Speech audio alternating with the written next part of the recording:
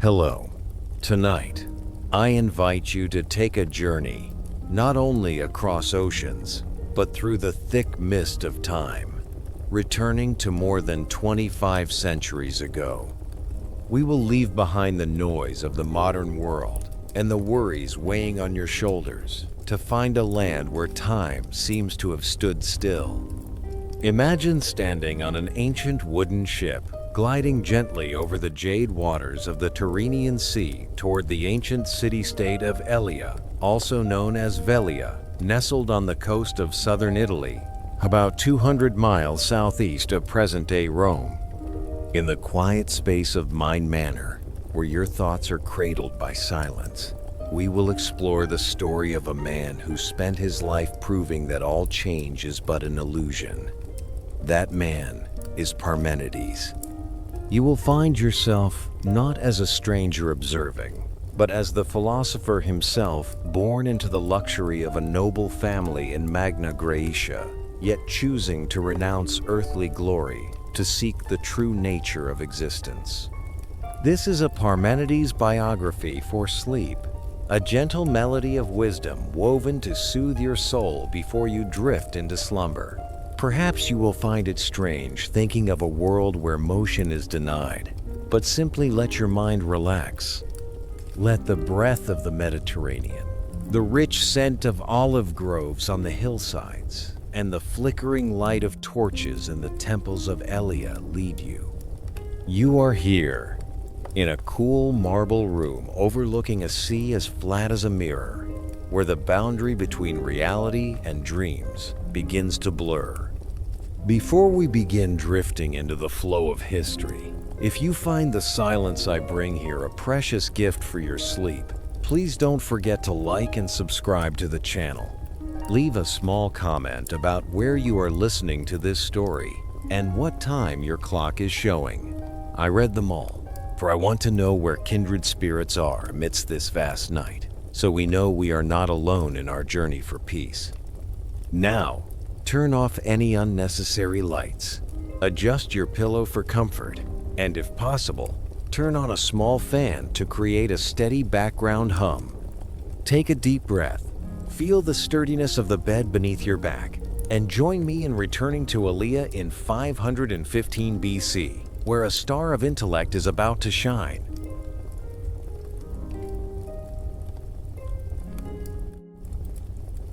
Part 1. Born in Elea, to a wealthy family. You open your eyes and find yourself standing on a high promontory where the winds from the Tyrrhenian Sea blow in, carrying the briny scent of salt and the rich fragrance of deep green olive groves. Beneath your feet, the city-state of Elea emerges like a precious jewel set into the southern coast of the Apennine Peninsula. The pure white limestone temples reflect the brilliant golden sunlight of Magna Graecia, creating a scene that is both magnificent and serene. You feel the warmth of the sun on your skin, a sensation of eternity and unchangingness, much like the very nature of existence that you will spend your entire life contemplating. This is the year 515 BC, and you, Parmenides, have just entered this world into the arms of a powerful noble family. You take a deep breath, feeling your chest rise and fall with the rhythm of the sea beyond. This city of Elea is not just a dwelling place, but a symbol of freedom and steadfastness. You remember the stories your father, Pyres, used to tell in the late afternoons when the sunset stained the sea red. They were stories of your ancestors, the proud Phocaeans who refused to kneel before the brutal Persian Empire. You see in your mind the images of ships crossing the ocean, carrying people who would not be subdued, braving fierce storms to find a haven where reason and law were revered. You are a child of that great migration, the first generation born entirely on this prosperous colonial land. where the seeds of Ionian philosophy began to take root and prepared to bloom in an entirely new way. You walk leisurely across the smooth stone slabs of the family estate. Wealth is not present through ostentatious luxury, but lies in the absolute silence that envelops the space. You do not hear the shouts of slaves in the fields, nor do you have to worry about earning a living like the common folk down in the port city. Your family has prepared for you a supreme privilege, leisure scole. Have you ever wondered why silence carries such weight? Have you ever wondered what lies behind the constant movements of the world outside? While other youths of your age must train to become warriors or sharp merchants, you are allowed to spend hours just observing the sunbeams moving slowly across the marble walls. Wealth has given you time, and time has given you the ability to see through the illusions of change. Your father, Pyres, was a man of dignified bearing who helped lay the first stones of Elia's social structure. You see him in the gatherings of the elite, where important decisions regarding law and politics are made. But to you, he is not just a leader, but the one who opened the door for you into the world of words. You begin to receive the standard education of an upper-class Greek teenager. You learn to memorize the verses of Homer and Hesiod.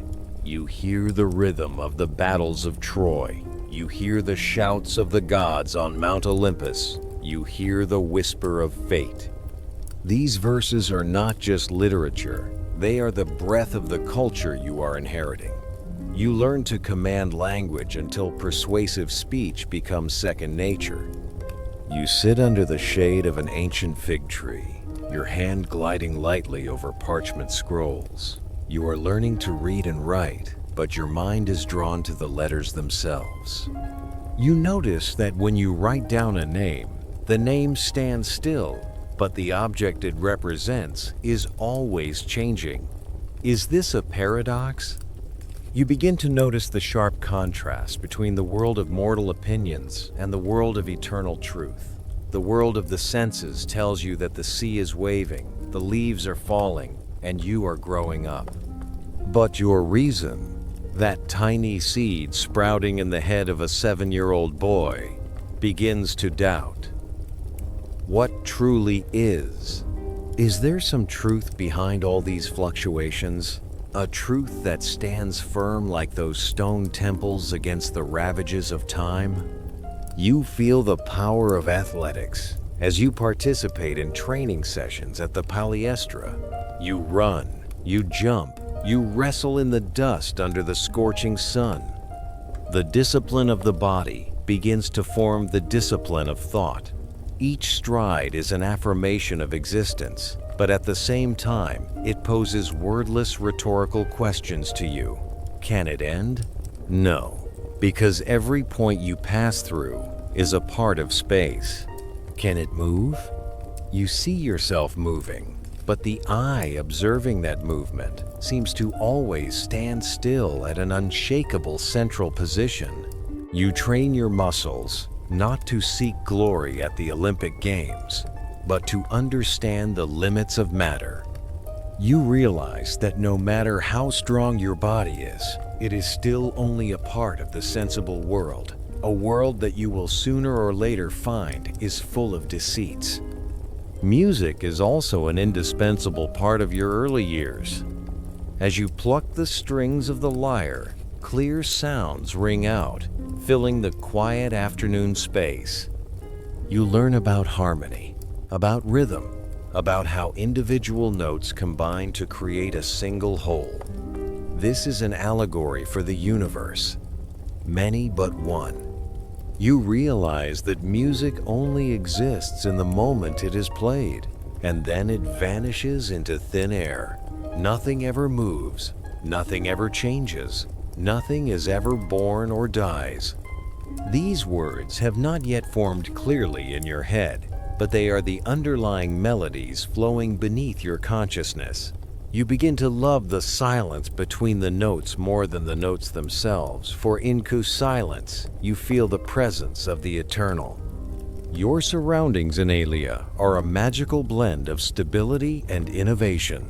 Magna Graecia is a frontier land where old ideas from the Ionian homeland are reshaped in a freer context. You hear pilgrims and merchants tell of Pythagoras in Croton, of the numbers that rule the universe, of the purification of the soul. You hear the verses of Xenophanes, of Colophon, who is traveling through the city-states, mocking the human-shaped gods. You feel a bubbling intellectual atmosphere, a preparation for a revolution in thought. But amidst all those sounds, you choose to listen to your own voice. You find yourself different from other children. While they are preoccupied with games or myths, you are drawn to the light of the sun reflecting on the water. You realize that light never leaves its source, and that is the first lesson of unity. Your family's status in the city-state gives you the opportunity to be exposed to the most solemn religious rituals. You stand in the temple of Apollo, smelling the heavy incense and watching the flickering flames on the altar.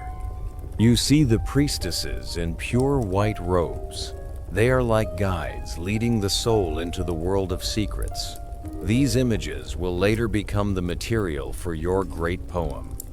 You see yourself as a traveler on a chariot, led by the sun maidens, leaving the night of ignorance for the light of truth. But at this moment, at the age of 9, these are just faint sensations, strong impressions of the opposition between darkness and light, between concealment and revelation. You notice that life in Aelia passes as peacefully as the flow of time. The years from 515 BC to 506 BC are a decade of silent accumulation. You are like a block of marble waiting for the hand of the sculptor. But that sculptor is destiny and your own self-awareness. You are not caught up in political upheavals or the minor conflicts of the city-state. Your father's wealth is like a protective wall, keeping your mind pure and unclouded by mundane worries. You learn to observe the world with a strange calm, a calm that people will later call a philosophical attitude. You think you see change, an illusion. You think objects move, impossible. You think there are many things, an error. You think you are born and will die. Both birth and death are not real. The seeds of radical negation were sown during those quiet afternoons in Aelia. Every morning, you wake up and see the sun still rising in the same direction, the stars still moving in constant orbits across the night sky. This repetition brings you a deep sense of reassurance, but it also stimulates your curiosity. Why does everything seem so orderly? If everything changes as the philosopher Heraclitus in the Far East is preaching, then how can we know anything? You begin to feel an urge to seek something beyond change, something that is the foundation for everything. You look at the rugged cliffs worn by the sea waves for thousands of years. They seem to change, but the nature of stone remains stone. You look at your own hand, it is growing every day. But the feeling of being myself has not changed since you were a toddler. This is the first paradox of your life. Change is obvious to the senses, but permanence is the truth of the soul. You spend time walking along the windswept coast, where the waves crashing against the reefs create white sea foam. You watch the Phocéan ships docking, carrying goods from all over the ancient world. You see the bustle of the harbor, the bargaining, the shouts of sailors, the smell of fresh fish and new wood. Everything creates a vivid picture of existence. But to you, all those sounds and images are like a play performed on a stationary stage. You begin to train yourself in the ability to detach from the flow of events, to become a disinterested observer. This is the most important preparation for your later philosophical career. The silence of Elia is not emptiness, but a fullness of thoughts waiting to be expressed. Your childhood ends when you turn 9, marking an important turning point. You are no longer a child who only receives impressions from the outside world. You begin to feel the need for a teacher, someone who can guide your wandering thoughts into a tight, logical system. You look toward the hills behind the city, where the roads lead to more distant lands, places containing the treasures of knowledge you long to explore. The peace of the noble family and the lessons on Homer now seem too narrow for your growing intellectual stature. You feel an invisible urge, a call from the truth waiting ahead, beyond the stone walls of the family estate and the rigid rules of society. You pack away the last parchment scrolls of the afternoon lesson, feeling the coldness of the stone as the sun begins to set behind the horizon. You step out of the familiar schoolroom, your bare feet touching the ground that still holds the warmth of the day, and head toward the back garden, where the gravel paths begin to sink into the shadows of twilight.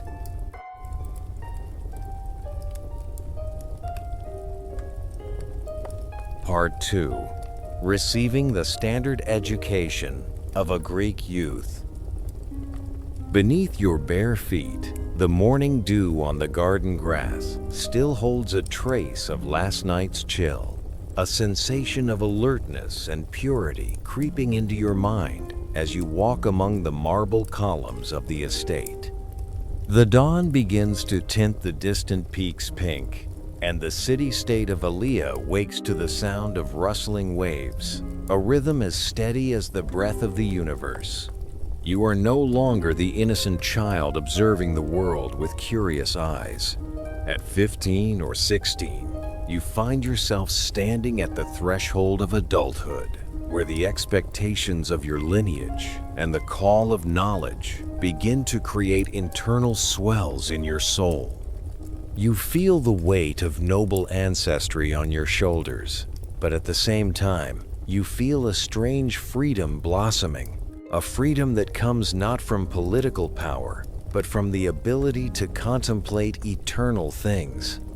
Every morning, you spend hours immersed in ancient parchment scrolls, where the immortal verses of Homer are preserved.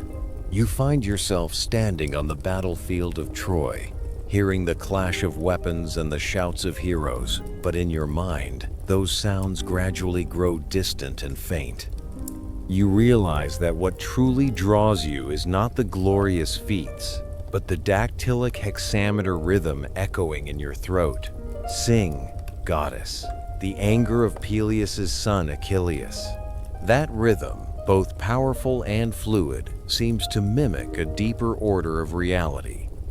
You memorize every sentence, every word, feeling how language can create an entire world. And you wonder, is the world of words more real than the world your senses touch? Your learning does not stop at epic poems. You seek out Hesiod's Theogony, and there, you begin to encounter the most primitive concepts of the universe.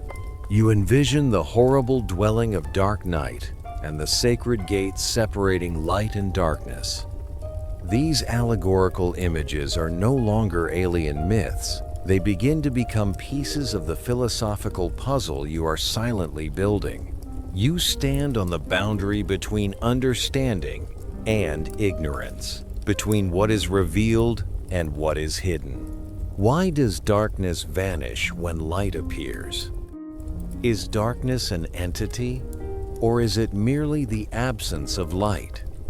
These rhetorical questions repeat in your head, creating a tireless rhythm of thought, much like the way the sea outside never stops crashing against the stone shores of Elia. During the hot midday, you leave the silence of the family library for the bustling atmosphere of the gymnasium. Here, you perform rigorous athletic exercises, feeling sweat run down your skin, soaked in olive oil. You run on the sandy ground, feet accelerating forward, but while your body is in extreme motion, your mind falls into an extraordinary state of stillness. You look at peers struggling, giving their all to win glory, and you wonder about the nature of motion. Does it truly change position, or is every point on the track part of a single entity? You realize a paradox. To go from start to finish, you must pass through infinite intermediate points. If space can be divided infinitely, how can movement ever begin? These thoughts set you apart, a noble youth whose eyes always look towards somewhere much further than the finish line of a race. Besides physical training, you spend a great deal of time honing the art of rhetoric and public speaking. Your father, Pyres, always reminds you that a leader of Alea must be able to persuade the masses, must know how to use words like a sharp sword. You learn to build tight arguments, using rhetorical devices to guide the listener's emotions. Drilled until persuasive speech became second nature. But in this process, you discover a startling truth. Words can be used to hide the truth, as well as to reveal it. You begin to distrust what people call opinion doxa. If words can turn wrong into right, how can we find absolute truth? This sharpness sowed the seeds for the deductive reasoning you will use to shatter the illusions of the world later on. Music also plays an important role in shaping your soul. As you pluck the lyre, you notice that the vibrations of the strings create harmonious sounds according to certain ratios. You feel the connection between mathematics and emotion, between order and beauty. You hear the harmony of the universe in every note, an unbreakable order beneath the appearance of variation. You begin to understand that the world is not a chaos of discrete things, but a whole, governed by invisible laws. Music has taught you about unity and diversity, about the one hidden behind the many. This is a subtle preparation for the metaphysical thoughts of the unique being that you will soon discover in your intellectual journey. Elea, as a bustling trading port, brings you fresh currents of thought from across the Greek world. You often stand at the harbor, listening to merchants and travelers tell of philosophers in distant Ionia. You hear of Thales, who believed water is the origin of all things, of Anaximander, with the concept of the infinite, apeiron, of Anaximenes, with the theory of air. You listen intently, but your logical mind begins to resist. How can one thing turn into another? How can life be born from death, or being be born from non-being? You notice the flaws in their explanations of change. To you, if a thing truly is, it cannot become something else. The seeds of distrust toward motion and material change have begun to sprout in your mind from these teenage years. A major turning point occurs when you encounter the thoughts of Xenophanes of Colophon, the exiled philosopher who chose Elea as his resting place. You hear him vehemently criticize the gods who have human forms and vices in Homer's poetry. Xenophanes proposes a vision of the one greatest God, an entity without form, who does not think like humans but controls the entire universe with its mind and remains always in a state of immutability. You find yourself looking at the sun and understanding that light never tires, never changes. The idea of a unified and unchanging entity has touched the deepest vibrations in your heart. It is like a flash of lightning illuminating the dark forest of doubts, showing you a path toward the eternal. But the person who truly changes the course of your life is not a famous philosopher, but a humble Pythagorean scholar named Amanias. Unlike previous teachers, Amanias teaches you not just knowledge, but a way of life. Under his guidance, you begin to explore deeper into the world of numbers and mathematical ratios. You realize that reality's deepest structure was mathematical. Numbers never change. They are not worn by time, not deceived by the senses. The absolute precision of mathematics has given you a firm foothold in this changing world.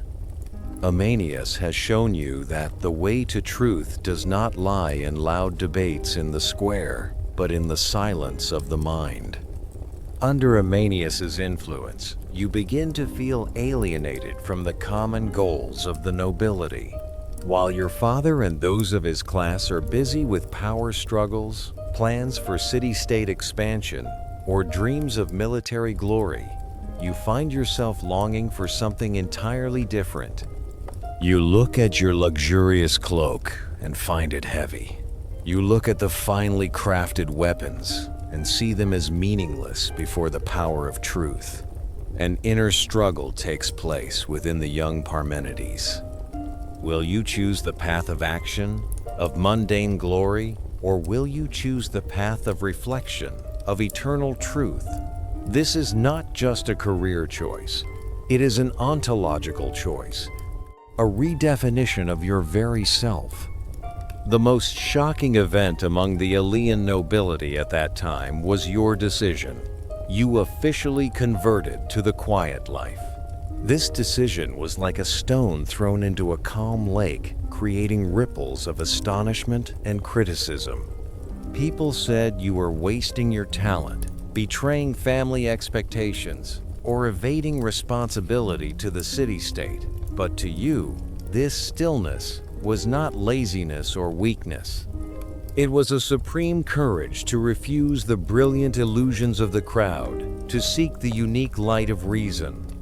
To focus on philosophy, it meant rejecting the normal Greek aristocratic path of seeking honor.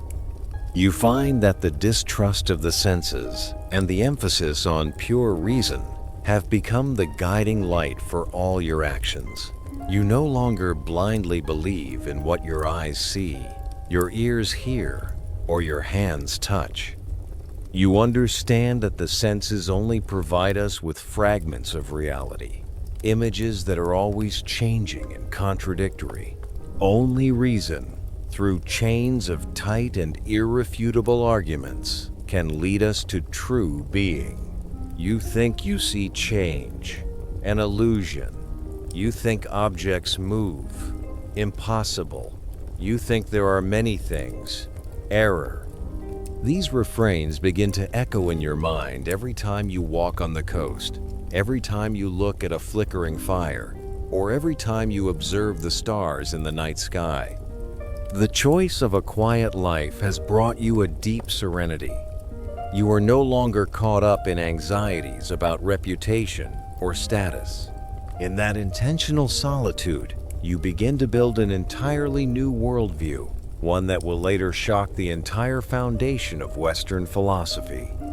You spend the final years of your youth preparing for a revolution in thought. You are no longer an apprentice. You are gradually becoming a legislator for your own mind. The silence of the family estate is no longer emptiness, but a space filled with ideas waiting to be released. You feel like an athlete, standing at the starting line of the longest race in human history, a race to find the true nature of what is. Every evening, as night falls over Alea, you stand on the balcony looking out to the distant sea, where the boundary between sky and water blurs in the darkness. You feel the chill of the night wind caressing your face, carrying the scent of the sea and the mysteries of the universe. You know that your journey has only just begun, and these youthful years are but a stepping stone to greater discoveries. You do not regret what you have given up, for you know you are heading towards something far more precious, a truth that is never born and never dies, an existence eternal and complete like a perfect sphere. You quietly leave the balcony, walking slowly through the dim hallways of the estate, feeling the sturdiness of the stone floor beneath your feet. Your footsteps ring out steadily, a single sound in the silence of late night, leading you toward your private room, where parchment scrolls and thoughts wait in the soft light of a lone oil lamp.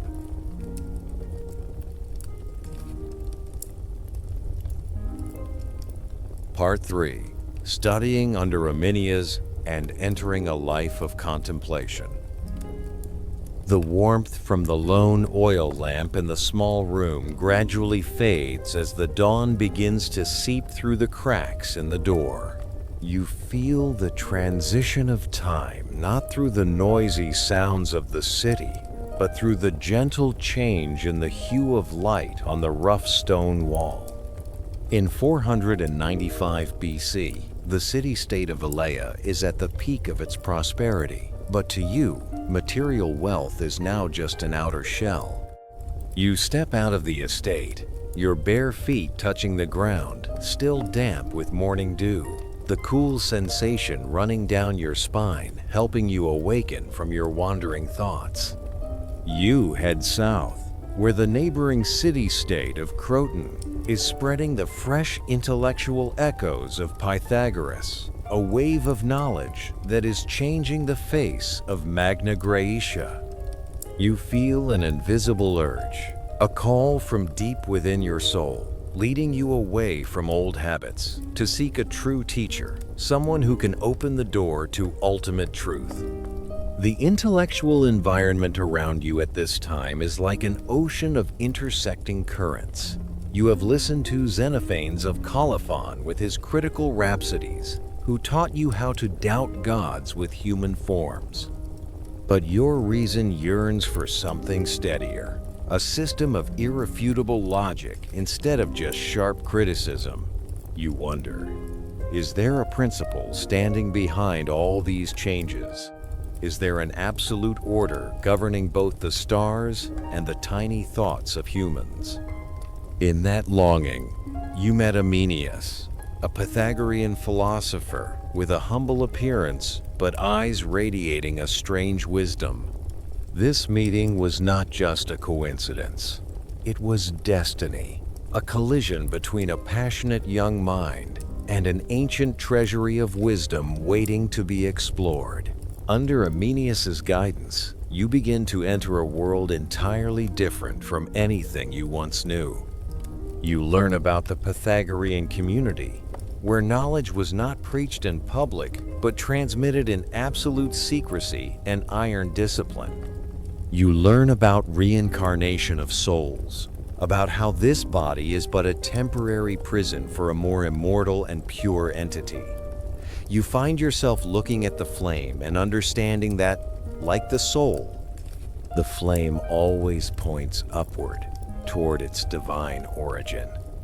Parmenides teaches you about ritual purification, not just cleansing the body, but filtering the distractions in the mind. You begin to practice prolonged silence, learning to listen to the voice of the universe instead of the noise of the crowd. This stillness is not emptiness, but a fullness of new perceptions gradually taking shape. Parmenides showed you that reality's deepest structure was mathematical. You spend hours studying ratios, numbers, and geometric shapes. You realize that while every object in the physical world wears down and decomposes, mathematical theorems remain eternal and never change. One is always one, and an isosceles triangle always keeps its properties regardless of the era. This absolute precision brings you a deep sense of security. You begin to doubt what the senses provide. The eyes tell you that the sea is moving, but reason through mathematics tells you of the unchanging laws behind the waves. The distrust of the senses and the emphasis on pure reason gradually become the solid foundation for all your thoughts. One day, as you were walking with Parmenides on the high hills overlooking Elea, he posed a question that would make you think for many years to come. If everything changes, then what is it that truly exists? This question was like a seed thrown into the soil of your soul, longing for truth. You look down at the city, where people are busy fighting for power and glory, and you feel a fierce alienation. You realize you cannot return to the life of an ordinary noble. You cannot spend your life on useless city council meetings or wars of territorial expansion. Under Arminius's persuasion, you made a decision that shocked the clan. You officially chose the quiet life, or life of stillness. This is the denial of mundane glory in exchange for the light of wisdom. This decision brought you freedom, but also came with solitude. You withdraw from social activities, spending all your time in the library and quiet corners of the garden. The people of Elia look at you as an eccentric, a wealthy young person who gave up all privileges to pursue invisible things. But to you, every day spent in contemplation is a step closer to the nature of reality. You think you are standing still, but your mind is undertaking the greatest journey a human can experience. You learn to use the method of deductive proof, starting from self-evident axioms to lead to irrefutable conclusions. You no longer observe the world to find answers. You begin to interrogate your own thinking to find the laws of existence. During this period, a sad event occurred. Arminius, your greatest teacher and friend, passed away. This pain did not make you collapse. On the contrary, it deepened your faith in the chosen path. To honor the one who enlightened you, you performed an unprecedented act in Elea, built a hero shrine to poor Arminius upon his death. Usually, such shrines were only for great warriors or gods, but you wanted to affirm that wisdom and stillness also deserve the highest respect. Standing before that small but solemn shrine, you feel the spirit of Arminius still present in your every thought. The temple is not just a memorial. It is your manifesto for a new value system, where reason is placed above all the most glorious feats. However, it was the respect for Arminius that led you to a greater breakthrough. You began to see the limits in the thoughts of the Pythagorean school. They believed in pairs of opposites, light and darkness, limit and infinity, odd and even numbers. But your sharp reason began to pose challenging rhetorical questions. If light and darkness both exist, then what is common between them? If they are opposite, how can they coexist in a unified universe? You notice that accepting pluralism and pairs of opposites is essentially still accepting change. And if change exists, it means there is a moment when something does not exist and then becomes existent. This, for you, is a logical absurdity. How can a human think about non-being? If you are thinking about it, it must already be something. You spend sleepless nights contemplating the concept of being. You realize that reality cannot be split into opposing pieces as Arminius taught. Light and darkness are just mistaken naming by humans. The truth is that there is only one eternal entity, neither born nor dying. You tell yourself, existence is complete. It has no beginning and no end.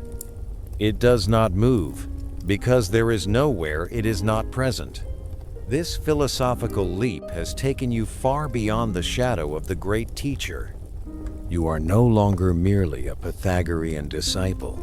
You are becoming Parmenides of Elia, the one who will lay the foundation for Western metaphysics. You feel a powerful surge of energy through your mind as the final pieces of the theory of the One begin to click together. The stillness of these years has tempered in you an unshakable steadfastness. You have learned to master the Homeric language to serve the driest logical arguments. You have learned to use the images of the gods to describe the journey of reason. Every afternoon, when the sun sets into the Tyrrhenian Sea, you no longer see a moving celestial body, but see a symbol of radiant truth, always standing still at its central position. You understand that darkness is only an illusion of tired eyes, and the light of reason is the only reality that never goes out. This awakening brings you an absolute peace, a state of mind that no political upheaval or personal loss can break. Your contemplative stage ended in 491 BC, marking the completion of your thought. You are now ready to face the world, not as an ambitious politician, but as a legislator for truth. You find that the lessons of Parmenides have become a part of your flesh and blood, but you also know you must continue your own solitary path. The silence of the Elean garden now seems to vibrate with the first verses of the great epic poem you are nurturing. You feel the power of being flowing in your veins, urging you to share what you have discovered with humanity, even though you know they may never fully understand its depth. You rise from the familiar stone slab, where you often sat in contemplation, feeling the chill of the night enveloping the space.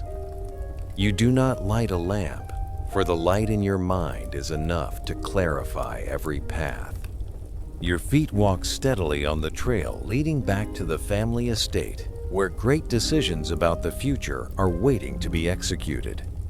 You step across the threshold, leaving behind the silence of the garden, and heading toward the rooms brilliant with torchlight, where the breath of politics begins to blow in your face in a challenging way.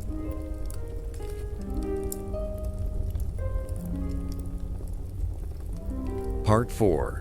Leaving the political path to study philosophy. The torches flickering on the soaring marble walls of the family hall create dancing shadows, stretching to the ceiling as if the spirits of ancestors are watching your every step. You feel the warmth radiating from the bronze hearths, the scent of burning pine blending with the characteristic smell of olive oil in a noble Elean estate. Your footsteps echo in the quiet space, each rhythm carrying the weight of expectations that the Pyre's lineage has placed on your shoulders since birth. This is the year 490 BC, and you are at the prime of a Greek youth, the age when you should be donning brilliant armor or standing on the rostrum of the city-state council to seek glory. You see your father, Pyres, sitting pensively by a finely carved stone table, his eyes shining with pride but also full of urgency. In the Greek world, and especially in a rising colony like Elea, politics was not just a profession, it was an unavoidable destiny for the elite. You hear the call of the polis, the call of power, the call of thunderous applause in the square. Your family expects you to become a brilliant statesman, a general who can lead armies to protect this land in southern Italy from external threats. Your wealth, your status, and the elite education you received were all tools forged for a single purpose: to win honor Tim for the lineage. But in your mind, a silent revolution has begun to erupt, shaking the very roots of those traditional beliefs. The teachings of Parmenides still echo like a bronze bell in the still night, reminding you of a deeper reality, an unchanging order that cannot be found in noisy debates or fleeting military victories. You look at the world around you and see it as ephemeral. The ships full of goods docking at the port of Elea, the merchants bargaining fiercely, the bustling crowds at the temples all pass like clouds before the wind. You wonder, if everything we see vanishes like mist, What is the true foundation of life? Why do we spend our lives chasing the shadows of glory? The contrast between your inner world and the external social reality becomes increasingly sharp. Elia is a prosperous center, a jewel of Magna Graecia, where vast olive groves and lush green vineyards embrace the rocky hillsides overlooking the Tyrrhenian Sea. Wealth creates an aristocratic class with excess leisure time, but instead of using it for contemplation, they use it for power struggles and political influence. You stand among them, but you feel like a traveler from another realm. You no longer see glory in power. You no longer see truth in rhetoric.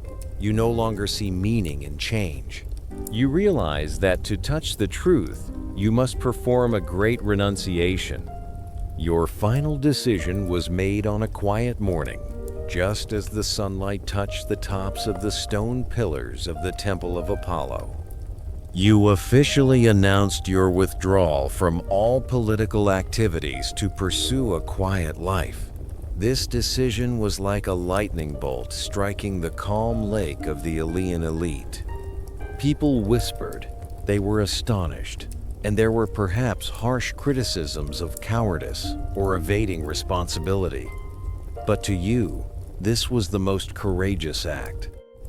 He chose thought over action. You realized that governing a city-state, however important, could not compare to discovering the eternal laws of the universe. You chose solitude in thought to find unity in being. The influence of Parmenides reshaped your entire value system. He did not teach you how to rule men. He taught you how to rule your own mind. Under his guidance, you learned to look through the illusions of the senses, to see the unchanging principles. The distrust of the senses and the emphasis on pure reason became your guiding light. You understood that reality does not lie in what the eyes see, for the eyes can be deceived by darkness and light. Truth exists only in the light of reason, where motion and change are but empty concepts of unawakened souls.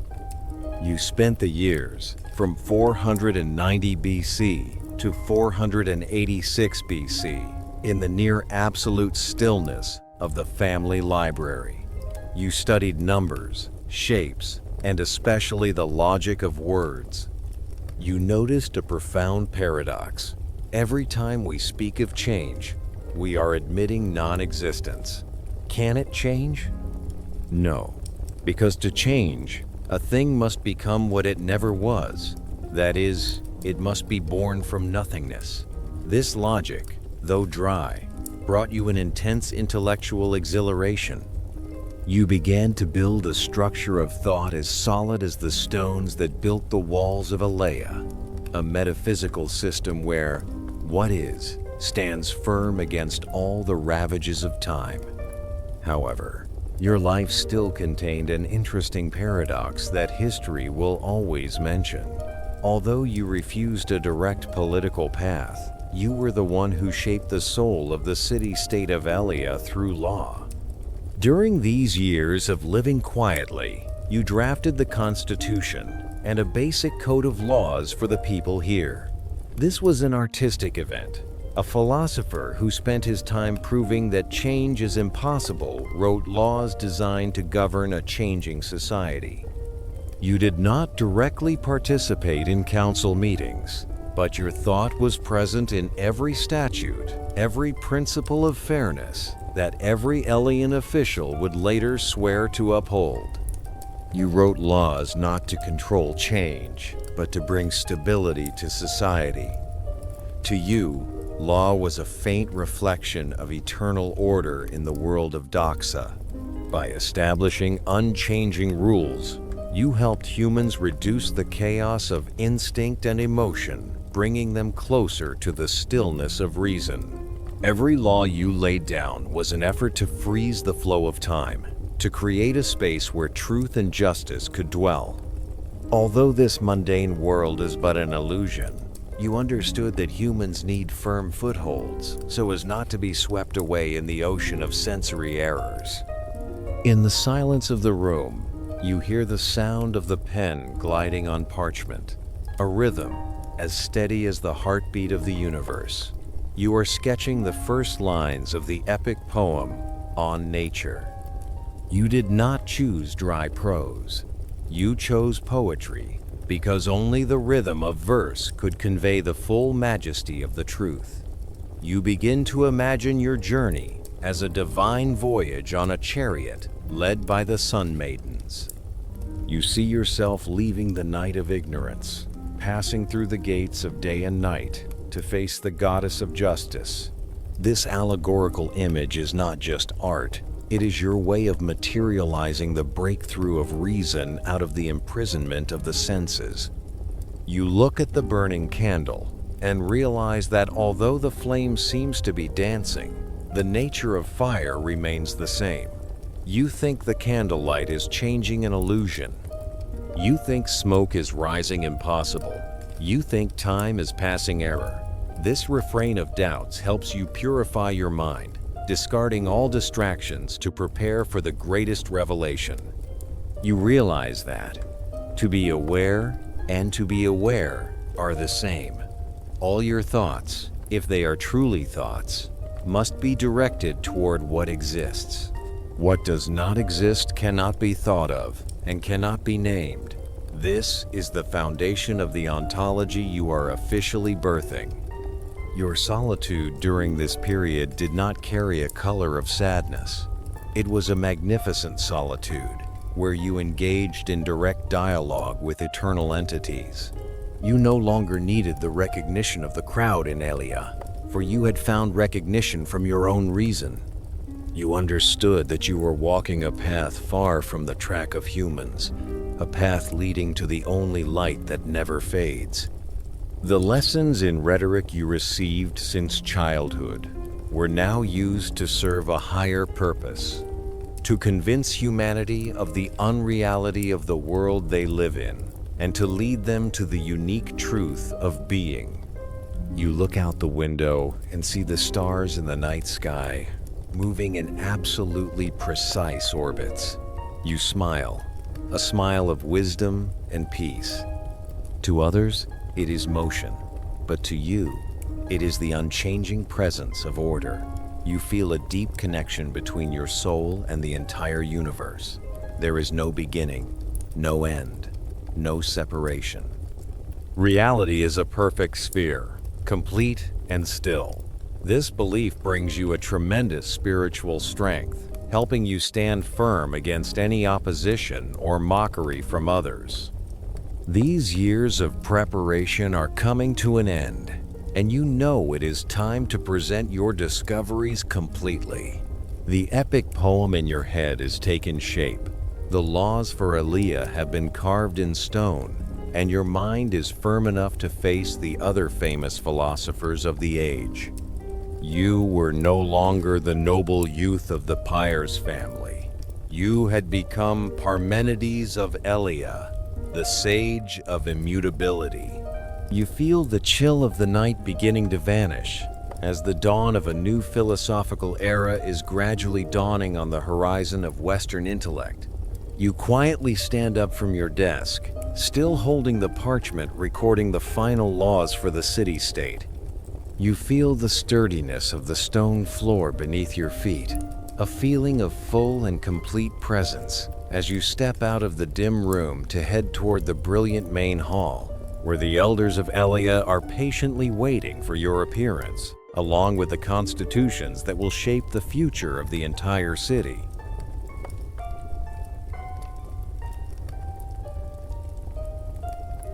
Part 5. Participated in drafting the constitution of the city-state of Elia.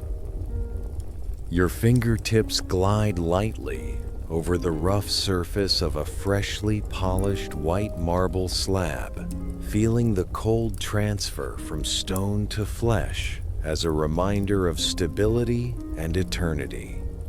Around you, the rhythmic clinking of stonemasons' chisels echoes in the great hall of the Elian City Council, blending with the rustle of parchment scrolls being unfurled. These are the years 485 to 481 BC, the period when Elea, the jewel of the Tyrrhenian Sea, is at its most powerful ascent. You stand there, not as a philosopher dreaming of distant metaphysical realms, but in the heavy responsibility of a nomothete, a legislator. The weight of the laws you are about to set down is not just the weight of ink and paper, but the weight of order cosmos that you wish to impose on the chaotic flow of mundane life. You look out the large window, where the city-state of Elea appears radiant under the golden sunlight of southern Italy. Hundreds of miles southeast of the future capital of Rome, Elea nestles beside steep limestone cliffs, where ancient olive trees twist in the sea breeze, creating a geographical picture both majestic and serene. You see merchant ships from across the Mediterranean, slowly entering the harbor, carrying silks, spices, and new ideas. The population of the city-state is growing rapidly. The marketplaces are becoming busier, and with that come the inevitable disputes and frictions of a developing society. You understand that to keep this jewel from shattering into chaos, Elea needs a frame, an immutable structure, much like the being you constantly contemplate. You sit down on a sturdy oak chair, holding a quill, breathing in the pungent scent of black ink. The wealth and aristocratic status of the Pyres family give you not only power, but also a sacred civic duty. In the Greek world, knowledge was not meant to be hidden in an ivory tower. Knowledge was meant to serve the community. You hear the whispers of your Phocéan predecessors, those who left their homeland to find freedom, and you understand that freedom only truly exists within the constraints of just laws.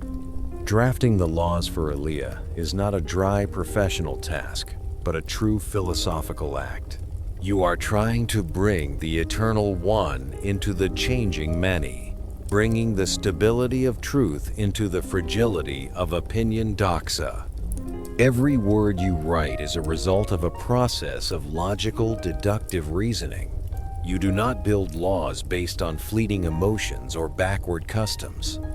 You pose heavy rhetorical questions before each clause. If justice is a part of the cosmic order, then why can it change according to the will of the strong? Can a code of laws stand against the ravages of time if it is not based on immutable principles? You want to create a legal system where every citizen knows their place, just as the stars know their orbits in the night sky. You are not writing laws for today. You are writing laws for the eternal existence of the city-state. The greatest paradox of your life is present, right at the tip of your pen. A philosopher who spent his time proving that change is impossible wrote laws designed to govern a changing society. You smile at this contradiction. You know that this physical world is an illusion, a constant flow of images deceiving the senses. But you also know that as long as humans are locked in the cave of phenomena, they need an order for guidance. Law is the faint but necessary reflection of ultimate reality. You create stability in society so that the human mind can have the stillness required to perceive the truth. The people of Elea pass by the hall, looking at you with reverence tinged with awe. They see a dignified Parmenides, his hair beginning to gray but his eyes still burning with an iron faith in reason. You hear the murmurs of merchants about the fairness of the trade laws you have just enacted. You hear the sighs of relief from farmers, knowing their land ownership is protected by unshakable principles. Your constitution is not just regulations, it is the soul of Elea. The historian Diogenes Laertius will later record that it was thanks to these laws that Elea attained supreme prosperity and wealth. His legislation ascribed prosperity and wealth to the town. Your direct participation in government is not a compromise with the mundane world, but a proud engagement of philosophy. You reorganize the administrative apparatus, establishing councils and courts based on absolute transparency. You train officials in logical reasoning so they are not swept away by the deceptive rhetoric of sophists. You teach them that words must correspond with reality, and reality is only one. Truth is not something negotiable or changeable by the majority. Your influence is so great that the people of Elia consider your laws a sacred treasure, an inviolable legacy. Every year, a solemn ceremony is held in the city's main square. You stand there, observing judges, officials, and power holders stepping onto the high platform. Under the scorching sun, they swear in unison to obey and protect the laws set down by Parmenides. You hear the ringing cry of the oath of loyalty, a powerful, resonant sound that dispels doubts and individual selfishness. Multiple ancient sources tell us that Parmenides gave Elia its constitution, its fundamental legal code. The city considered these laws so valuable that every year officials swore an oath to uphold them. It is the most eloquent testament to your greatness. You have created something that can stand firm against the flow of time, something possessing the nature of being, right in the heart of change. Recognition from other sages also brings you spiritual comfort. You hear that Speusippus, who would later succeed Plato, gave warm praise for your legislative career in his work On Philosophers. Plutarch and Strabo will also mention your name as a prime example of how philosophy can save and shape a nation. But to you, those praises are just passing sounds. What truly matters is the stability you see in the eyes of the Elian people, the peace in the neighborhoods, and the steady growth of the city-state. You have proven that a philosopher is not a dreamer, but the greatest architect of social reality. In the late nights, when the hall is left only with the sound of the sea breeze blowing through the stone crevices, you sit alone with the final drafts of the laws. You feel a deep satisfaction. You have used reason to conquer chaos. You have used stillness to subdue fluctuation. You think you are building a city, an illusion. You think the laws will exist forever impossible. You think people will always obey them error. These thoughts are always present, reminding you of the ephemeral nature of all earthly efforts. But even knowing that everything will eventually vanish, you still work with absolute devotion, because in the present moment, the order you create is the presence of truth. The contrast between the way of truth, aletheia, and the way of opinion, doxa, now appears more clearly than ever in your mind. When writing laws, you are walking the way of opinion, using words and relative concepts to manage a relative world, but you do it with the vision of truth. You are not deceived by multiform images. You are simply arranging them so they best reflect the unity of being. You understand that the darkness of ignorance can only be pushed back by the light of clear regulations. You understand that human movement needs to be anchored by firm legal footholds. You spend the final years of this legislative phase perfecting regulations on education for Elean youth. You want them not just to learn letters and athletics, but to learn how to think. You want every citizen of Elia to be a little philosopher, someone who knows how to distinguish between what is and what seems to be. You see the future generation playing in the courtyard, and you feel a sense of hope. If they can hold the thread of reason through the law, they will never be lost in the ocean of fleeting emotions. Your legislative career, in a sense, is a philosophical poem written with the blood and sweat of the community. Elia has now truly become a city of order. Disputes are settled fairly in the courts you established. Officials work with rare integrity because they understand they are serving a principle higher than themselves. The wealth pouring into the city-state does not make the people arrogant or extravagant, for your laws have upheld moderation and virtue. You look at the perfect sphere you have tried to build for Elea and feel you have fulfilled your duty as a son of Phocaea. The period of 485–481 BC ends as the complete legal code is carved into large stone steles placed in the central square. You stand before those steles, your hand touching each character deeply etched into the stone. You know you have finished the engagement part of your life. Now, the call of pure philosophy, of epic poems on nature, begins to ring out more powerfully than ever in your soul. You have given Elea a solid skeleton. Now is the time for you to seek the eternal soul of the universe. You let go of the stone steel of the law, feeling the gentle vibration of the sound in the square as it gradually settles as dusk pulls its shroud over the temple roofs. Your feet walk slowly, leaving the brilliant torchlit center of power, heading toward the trail leading up the northern hills, where the stillness of the pine groves awaits you for a new chapter of creation.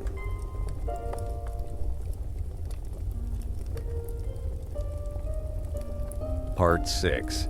Founding the Eleatic School and Teaching Students. You feel the cool limestone of the Stoa's columns beneath your palm as you walk slowly in the shade of your newly founded school in Elea. The brilliant sunlight of Magna Graecia outside the pillars is blocked, leaving only rectangular streaks of light stretching across the floor, creating a stark contrast between light and shadow, much like the clear divisions in your own thought. This is the year 480 BC.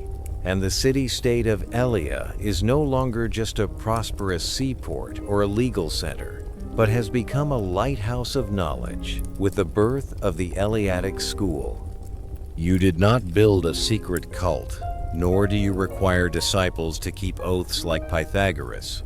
You opened the door to reason, to public debates where the only accepted weapon is the power of pure logic. You stop before a group of young men listening intently, their eyes glowing with admiration, but also filled with pensiveness at the rigorous lessons you impart. You do not tell them of gods or ancient legends. You lead them into the way of truth, aletheia, a journey where all common sense must be discarded. You hear your own voice echoing in the stillness of the Stoa, a calm tone carrying the weight of eternal truths. What is, and what is not, is not. This declaration, though simple, is the foundation stone that collapses all castles of knowledge built upon change. You look at those young faces and wonder, do they have the courage to abandon the world of illusions they have seen since birth? You teach them that change is but an empty name bestowed by humans. If something is born, from what must it be born? From what already exists, or from what does not exist? If from what already exists, then it was already there. There is no birth. If from what does not exist, then it is impossible, for how can nothing create something? These rhetorical questions are like hammer blows to the old thinking of your students, forcing them to admit a single reality. Being is ungenerated and indestructible. You visualize being as the mass of a rounded sphere, uniform and complete from every side, with no past to regret and no future to await, only an eternal and still present. Among the students sitting there, you pay special attention to Zeno. a young man with sharp eyes and absolute loyalty. Zeno is not just a student, he is your protector, your logical sword. You find yourself and Zeno frequently walking together along the coast, where the sound of rustling waves provides a backdrop for discussions on the nature of motion. Zeno understands that the world will mock his teacher's doctrine, for mortals always believe their deceiving eyes. You see Zeno smile as he begins to construct paradoxes to refute those who believe in plurality and movement. Zeno does not merely try to prove you right. He proves that others' views are laughably absurd through the method of reductio ad absurdum. Together with Zeno, you analyze the paradox of Achilles and the tortoise, a story that will baffle mathematicians for millennia. If space can be divided infinitely, how can Achilles, the fastest runner in Greece, ever catch a slow tortoise? Every time he reaches the tortoise's position, it is moved a bit further, and so on forever. You see the astonishment on the faces of other students as they realize that, logically, motion is an unachievable illusion. You think the arrow is flying illusion. You think people are walking impossible. You think time is passing error. These refrains become the rhythm of your teaching, a deliberate repetition to deprogram sensory prejudices and replace them with the clarity of logos. You criticize those you call two-headed beings, mortals hovering between existence and non-existence, those who believe a thing can be both itself and not itself. To you, the senses are traitors. The eyes tell you the sea is blue, but reason tells you color is but a convention of language. The ears tell you there is noise, but reason tells you of the absolute silence of the essence. You demand your students judge by reason the much contested refutation of their words, which I have uttered.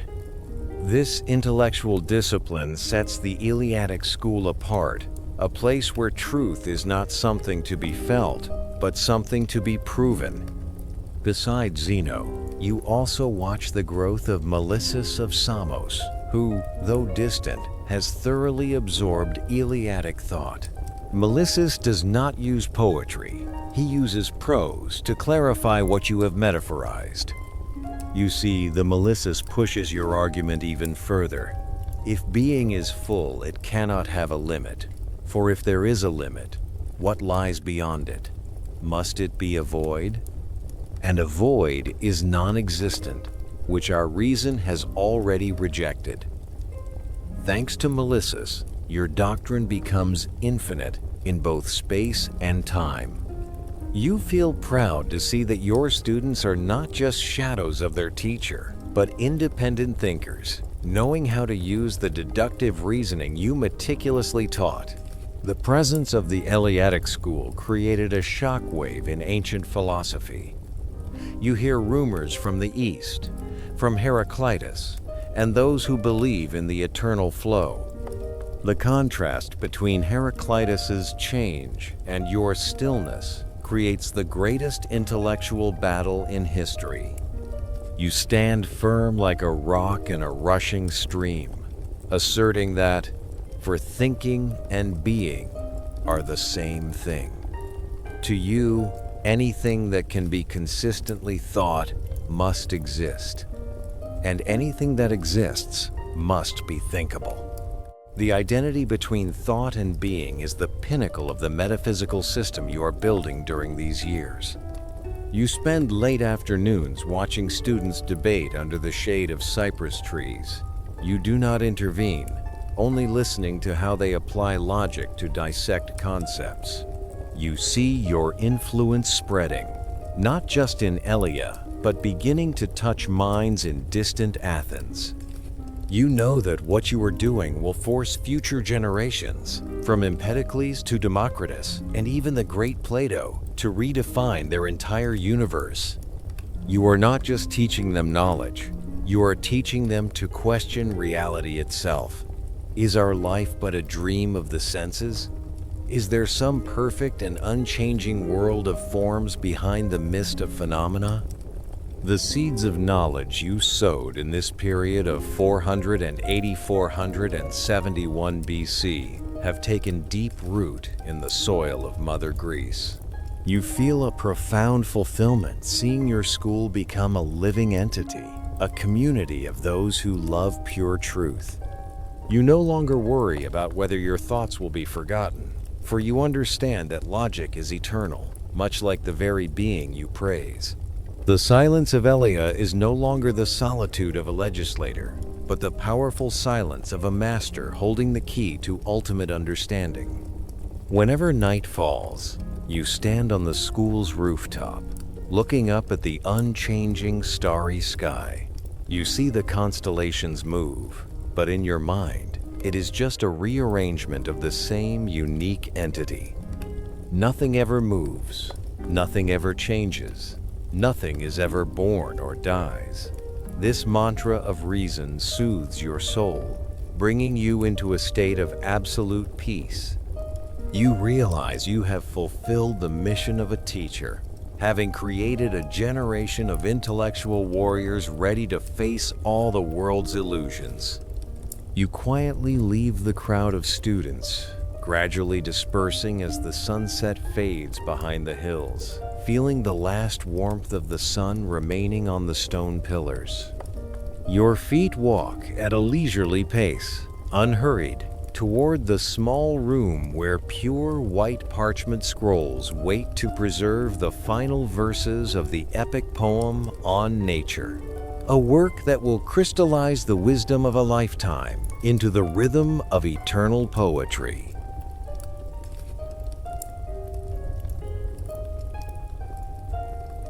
Part 7. Writing the epic poem on nature. Your hand holds a worn quill, feeling the texture of the premium sheepskin parchment beneath your palm as the final rays of the day in 470 BC cast long shadows through the library window in Elia.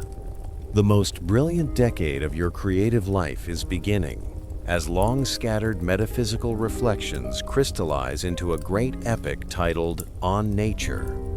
You did not choose to write in dry prose like your Ionian predecessors, for you understood that ultimate truth requires a divine rhythm to dwell within the human mind. You chose dactylic hexameter, the very meter of Homer, the rhythm of the gods, to transform ironclad logical arguments into a song of revelation. Every syllable you set down on the page carries the weight of a lifetime of contemplation, a perfect blend of transcendent wisdom and delicate artistic emotion. The pungent scent of black ink mingles with the gentle fragrance of olive groves wafting in from the garden, soothing your mind as you begin to write the first lines of the proem. You are no longer a teacher on a podium. You transform into a young man on a divine chariot, performing a journey through reality. You hear the whistling of the sun-bright wheels, feeling the heat of awakening coursing through your veins as immortal mares pull you away from the realm of mortals. The Heliades surround you, their soft hands gently unveiling the veil of darkness from your head, guiding the chariot away from the murky night of ignorance toward the radiant light of knowledge. This voyage is a grand allegory for the breakthrough of reason from the chains of the senses, a spiritual pilgrimage where every mile passed is an illusion left behind. The chariot stops before the gates of day and night, a majestic boundary locked tight with sturdy bronze bolts. You stand there, feeling your smallness before the presence of Decay, who holds the fateful keys of the universe. But the Sun Maidens use persuasive words to convince her, and you hear a thunderous creak as the great gates swing open, revealing an infinite space of truth. An unnamed goddess steps out to greet you, taking your right hand with a kindness that warms your soul. O young man, accompanied by immortal charioteers and mares who bear you as you arrive at our abode, welcome, since a fate by no means ill sent you ahead to travel this way, for surely it is far from the track of humans, but right and justice. The goddess's revelation begins to echo in your quiet room in Elia, and you hurriedly record every word as if fearing they might vanish into thin air. She teaches you that the journey of perception consists of two opposing parts: absolute truth and the opinions of mortals.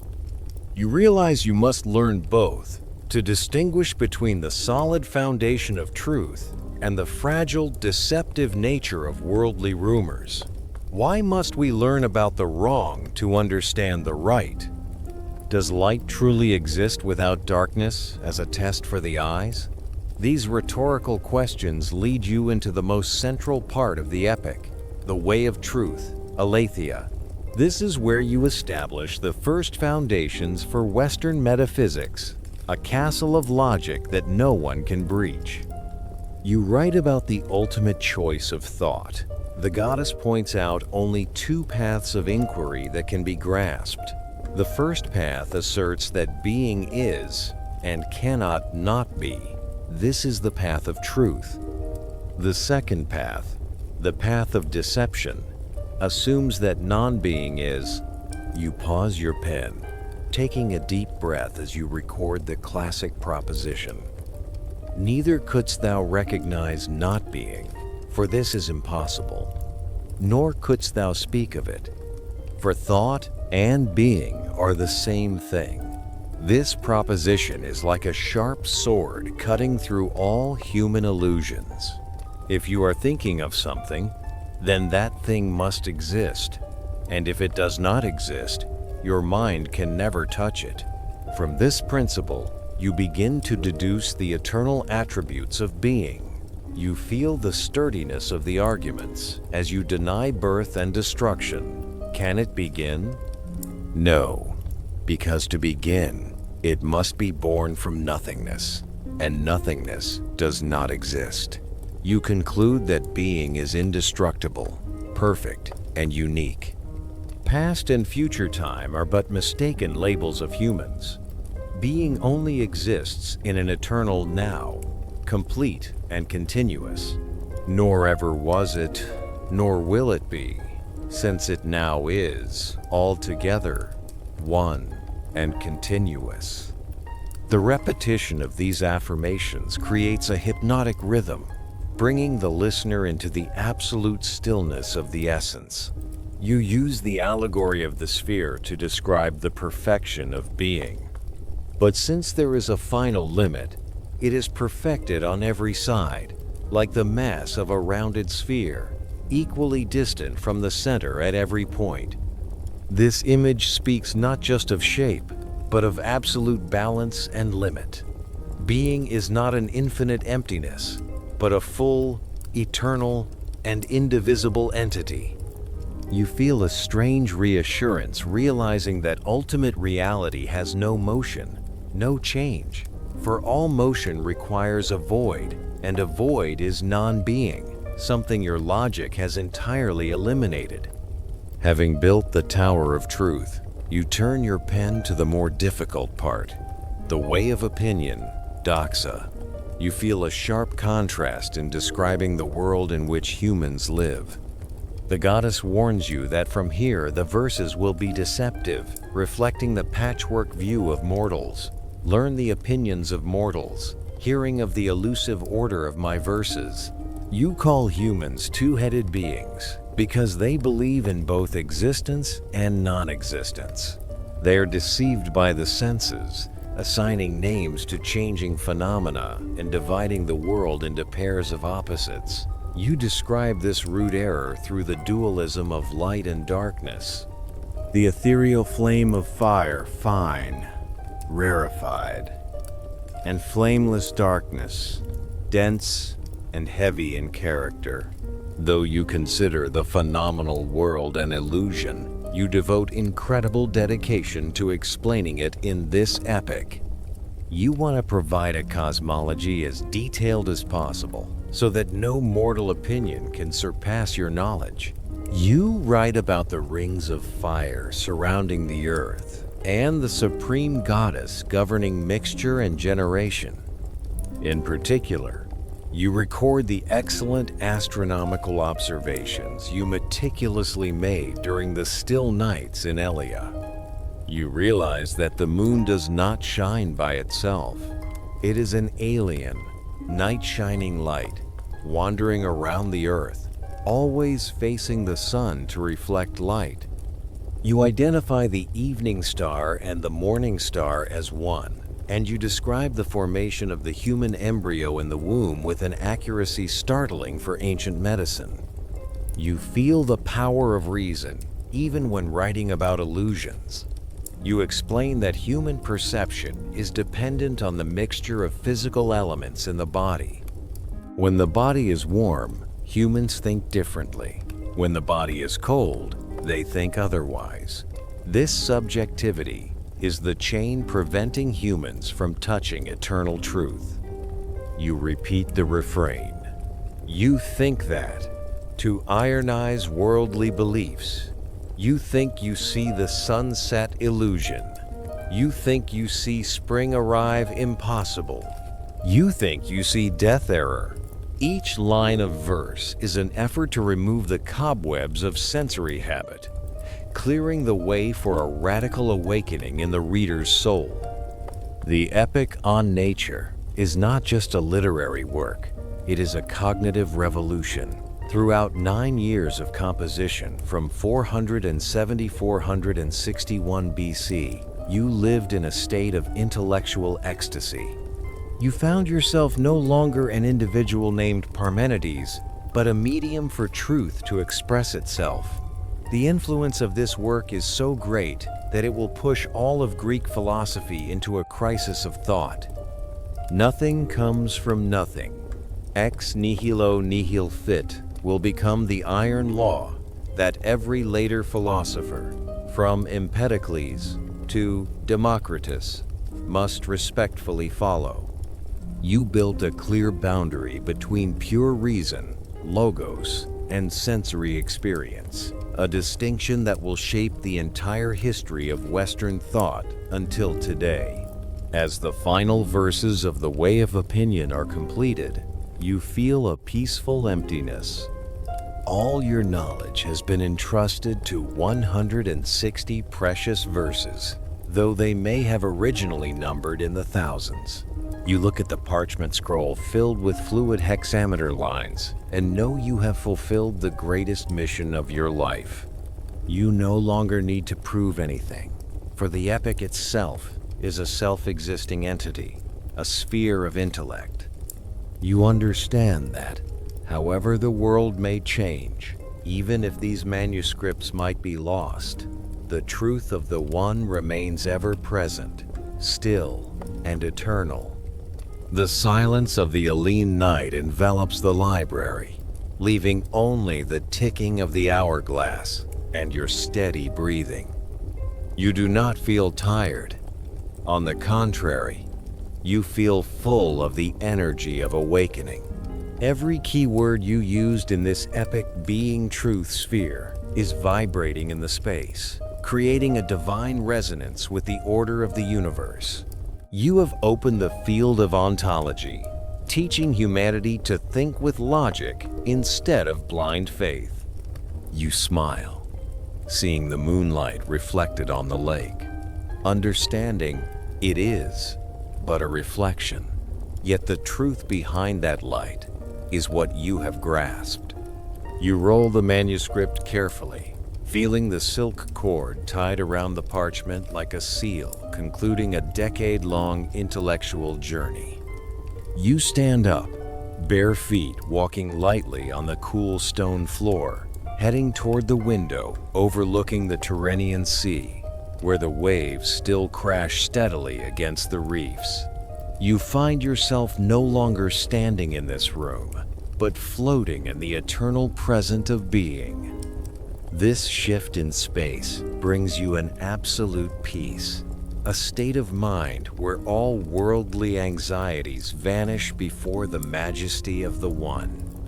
You slowly leave the library, passing through rows of stone columns tinged with sunset, feeling the chill of the night beginning to cover the city of Alia. The rustle of the parchment beneath your arm is the only sound breaking the silence, leading you toward the bedroom, where dreams of absolute stillness wait to bring you into the most complete state of rest after a long journey of creative thought.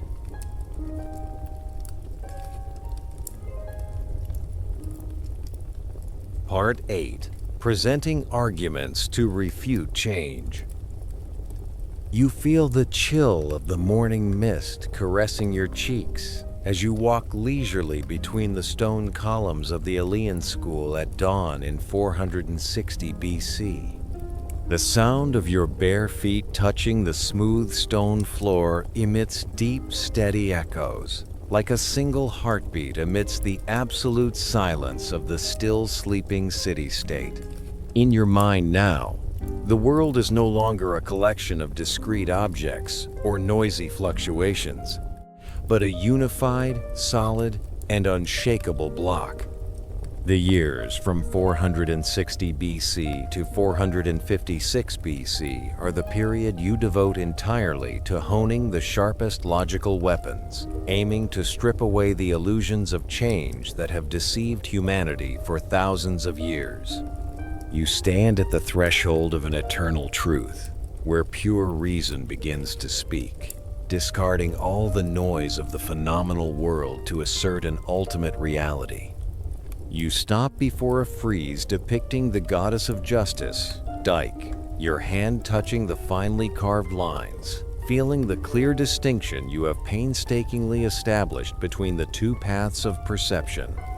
You understand that there is only one path leading to the light, and that is the path of recognizing that being is what exists and cannot exist.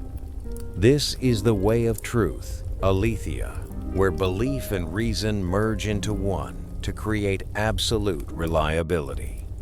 You say to yourself, the one way, assuming that being is, and that it is impossible for it not to be, is the trustworthy path, for truth attends it. This proposition is not just a sentence. It is the foundation of the entire worldview you are building, an unshakable foothold in an ocean of subjective opinions. You look at the darkness gradually vanishing on the horizon and decisively reject the second path, the path of non-being or nothingness. You realize a simple but shocking truth. Humans cannot perceive, cannot think, and cannot even name what does not exist. Why would you think of nothing? If you are thinking about it, it is already something in your mind. The identity between thought and being is the boundary separating you from worldly illusions. You assert to your students that the path of nothingness is a murky and entirely impossible route. Since thou canst not recognize not being, for this is impossible, nor couldst thou speak of it, for thought and being are the same thing. As the first sunlight shines upon the parchment manuscripts on your desk, you begin to deploy rigorous, logical, deductive steps to prove that all things can neither be born nor perish. You pose rapid rhetorical questions, challenging every common belief in becoming. If being is born, from where does it sprout? Can it be born from nothingness? You shake your head at such absurdity, for nothingness is not real and cannot be the origin of anything. Additionally, if it were born from nothingness, why would it appear now and not at another time? What impulse would have driven it? Based on the principle of sufficient reason, you understand that coming into being is but an empty concept. From what did it grow, and how? I will not permit thee to say or to think that it came from not being, for it is impossible to think or to say that not being is. You feel the presence of the goddess of justice, tightening the fetters of reality to keep being always solid. To you, perishing is also a fantasy, for perishing means turning into non-being, a transition that violates the fundamental laws of logic. Therefore, justice does not slacken her fetters to permit generation or destruction, but holds being firm. You smile, realizing that death and birth are but two sides of the same sensory illusion. So its generation is extinguished, and its destruction is proved incredible. In your world, there is only an eternal present, without beginning or end, like a song that never ceases. You step out onto the balcony overlooking the harbor of Elia, where ships are weighing anchor in preparation for their sea voyage. Your eyes observe their movement, but your reason smiles and denies it. You know that for an object to move, it requires an empty space to fill.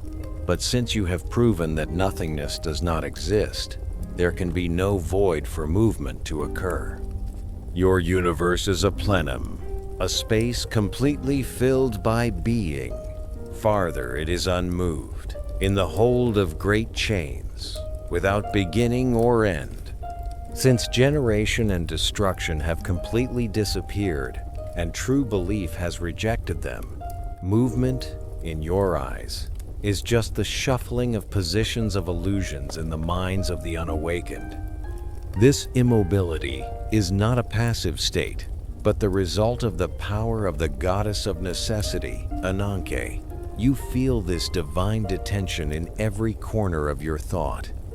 For powerful necessity holds it in confining bonds, which restrain it on all sides. Your being always rests within itself, staying in one place like a giant boulder defying time. You understand that any displacement is a betrayal of the necessary law of the essence. This absolute stability brings you a deep serenity, a state of mind where all anxieties about change vanish before the majesty of the unchanging. You continue to reject division and multiplicity, things that the previous Ionian philosophers revered. You look at the world and see that there is nothing between being to create boundaries or gaps, nor is it subject to division, for it is all alike, nor is anything more in it, so as to prevent its cohesion, nor anything less, but all is full of being. Therefore, the all is continuous, for being is contiguous to being. Every discrete object that the naked eye sees is but the fragments of a broken mirror in the human mind. True reality is a continuous, uniform block where every point is tightly bound to the next by the thread of existence. To help your students visualize this more easily, you use the allegory of the perfect sphere. You describe being as like the mass of a rounded sphere, equally distant from the center at every point. This sphere does not stretch further at any point, nor does it shrink elsewhere.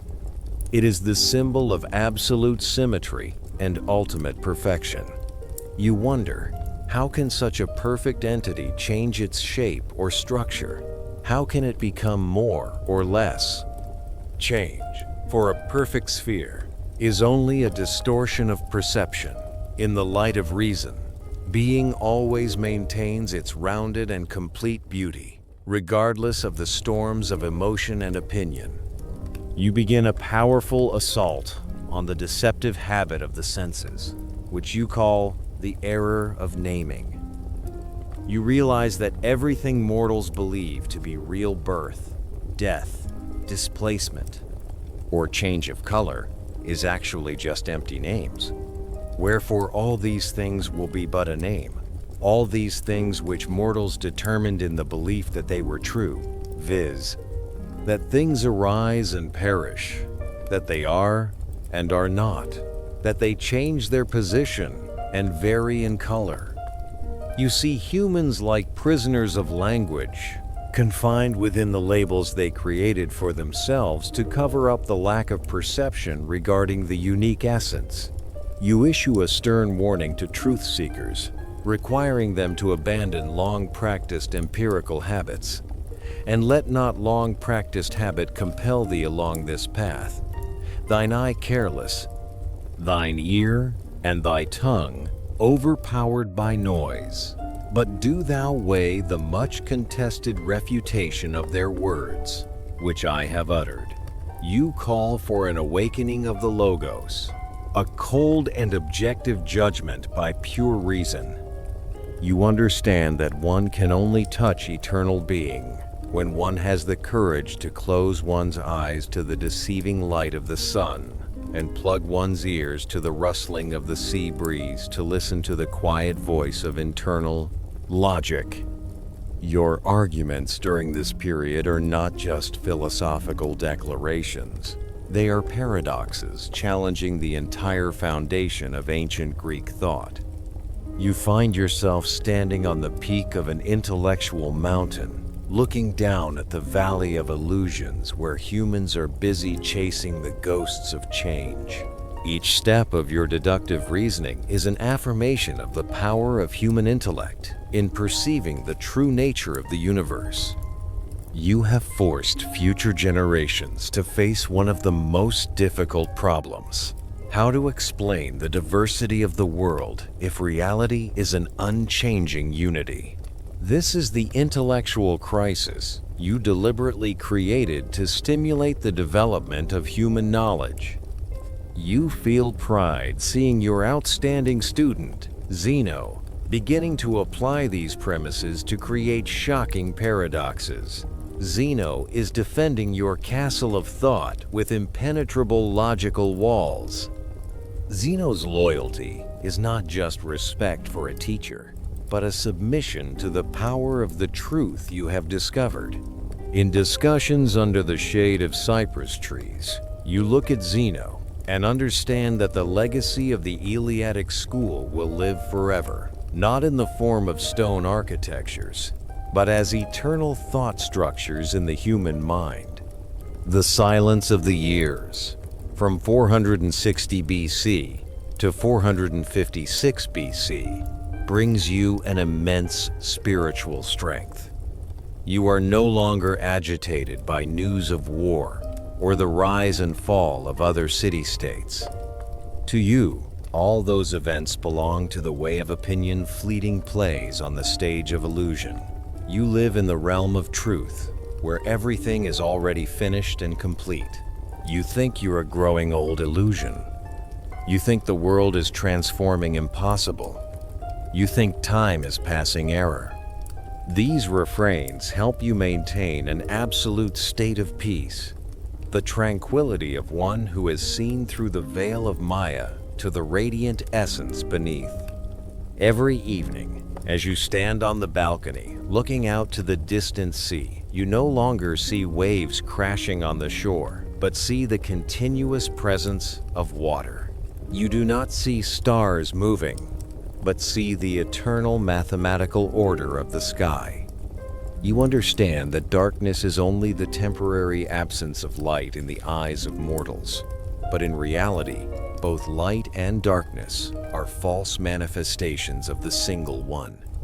This awakening brings you a sense of complete integration with the universe, a dissolution of the individual self into the great sea of being. You are no longer Parmenides of Elea. You are existence itself becoming aware of itself. You spend the final days of this period preparing for a long journey, a trip to Athens, the new cultural center of the Greek world. You want to bring these arguments to where thoughts are most boiling, to challenge and to enlighten. You feel like a messenger of truth, carrying the torch of reason to illuminate the dark corners of ignorance. Even knowing the path ahead is full of debates and opposition, you still walk with an iron confidence, for you know that the truth can never be defeated by momentary opinions. You slowly enter your room, hand lightly touching the parchment scrolls containing your great epic, feeling the vibration of the words waiting to be heard before new audiences. You prepare your luggage neatly, not with luxurious material items, but with solid blocks of logic tempered through decades of contemplative life. You close the room door, feeling the chill of the night gradually vanishing as the dawn of a new day begins to break behind the temple roofs. Your feet walk steadily on the path leading down to the harbor, where the ship waits to take you to historic meetings in Athens, carrying the breath of immutability into the heart of a constantly changing world.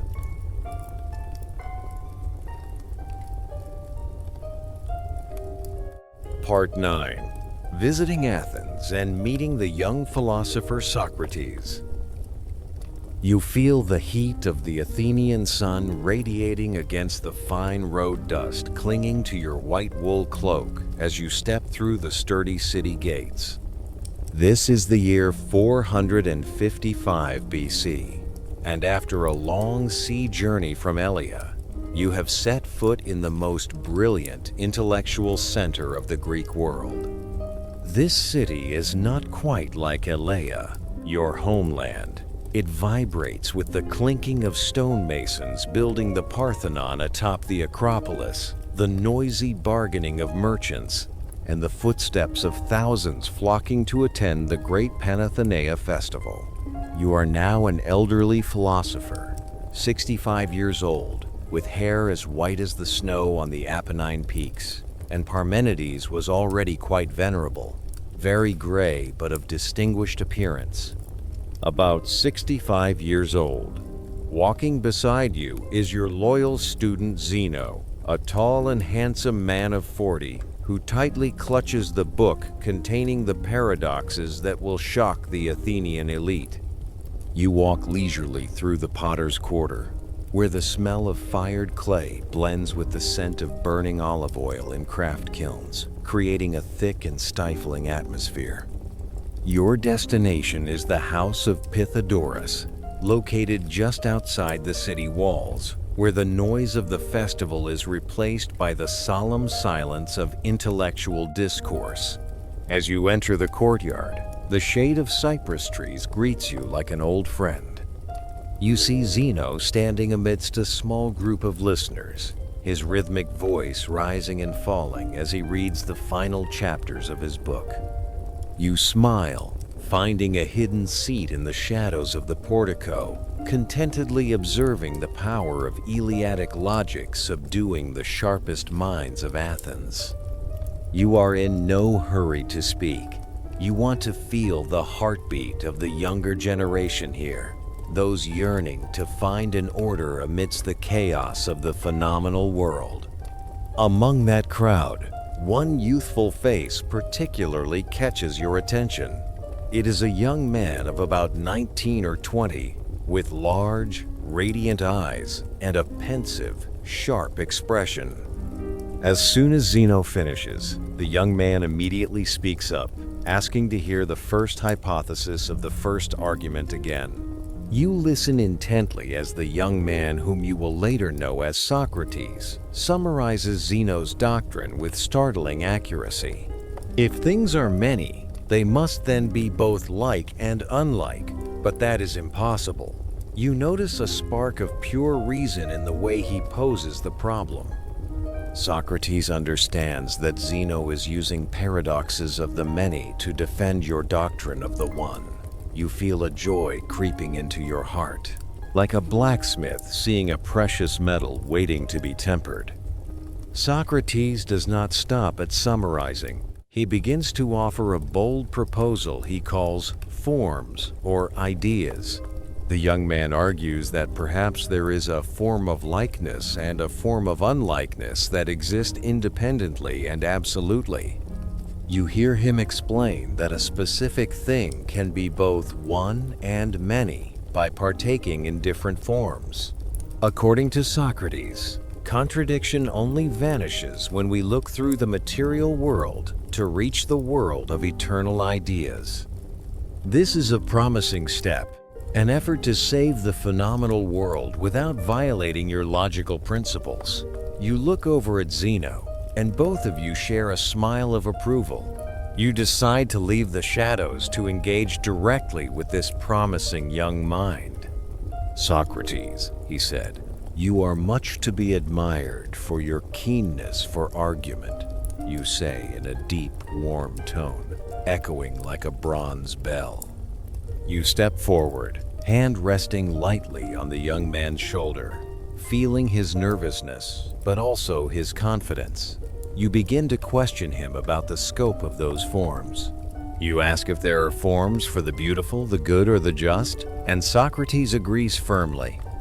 But then, you launch a rhetorical question that leaves him flustered. What about things like mud, hair, or dirt?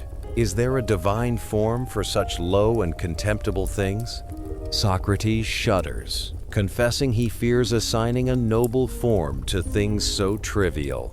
You smile, the kind smile of one who has walked through countless mazes of thought. "That's because you are still young, Socrates," said Parmenides, "and philosophy have not yet gripped you. You, as in my opinio they'd will in the future. Once you begin to consider none of the cases beneath your notice now, you teach him that in the eyes of truth, nothing is trivial or low. A true philosopher must be able to see eternal order even in the smallest speck of dust." You notice Socrates falling silent, his eyes looking at the ground as if contemplating your words deeply. This is the moment the seed of intellectual humility is sown in the heart of the future sage. You continue to push the debate further by pointing out paradoxes in Socrates' own theory of forms. You raise the question of participation. How can an object participate in a single form without fragmenting that form? If the form resides entirely in each object, it would exist in many places at once and be separated from itself. If it resides only partially in each object, it is no longer a perfect unity. This is a heavy blow to the consistency of the system Socrates is building. He begins to realize that connecting the world of the one to the world of the many is much harder than he imagined. You see sweat beginning to bead on the young man's forehead, but his eyes do not avoid your sharp gaze. Next, you present the famous argument later known as the third man. You say, if we group all large things together and assume they share a form of largeness, then when we consider that group of things along with the form of largeness itself, we need a second form of largeness to encompass them all. You point out that this process will repeat infinitely, causing the form to never be unique, but to become an infinite plurality. You think you found unity illusion.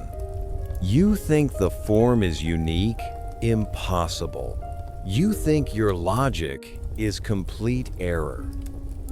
These refrains swirl deep in Socrates' mind, forcing him to face the fragility of his definitions. You do not want to defeat him. You want him to understand that truth is a high mountain where every step upward requires the absolute caution of logic. The final counter-argument you reserve for Socrates is about the limits of perception. You argue that if forms exist separately in the divine world, then we, as mortals, can never know them. And conversely, if gods possess perfect knowledge of the forms, they cannot know or intervene in the human world. A sharp boundary is drawn between the divine and the earthly. This leaves Socrates stunned. If truth cannot be perceived, what meaning does philosophy hold? You see a fleeting despair in his eyes, and you understand it is time to offer a way out. You do not want to let such talent be drowned in boundless doubt. You tell Socrates that, although the theory of forms faces many dead ends, without it, human thought would have nothing to hold on to. Oh, and the ability to debate would be destroyed. Therefore, you advise him that he needs more rigorous intellectual training. Butu, while you are still young, put your back into it, and get more training through something people think useless, what the crowd calls idle talk.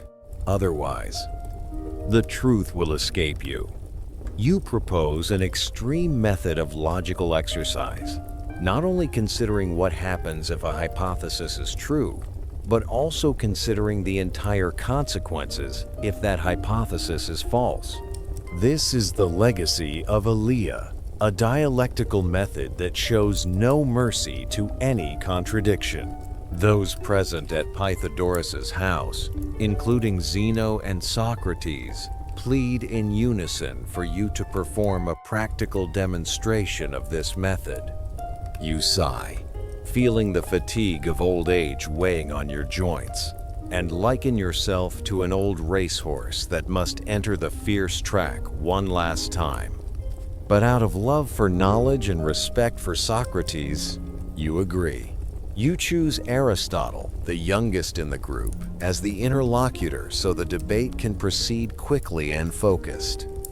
You take a deep breath, closing your eyes to concentrate all energy into the center of thought and begin the fundamental question, if the One exists.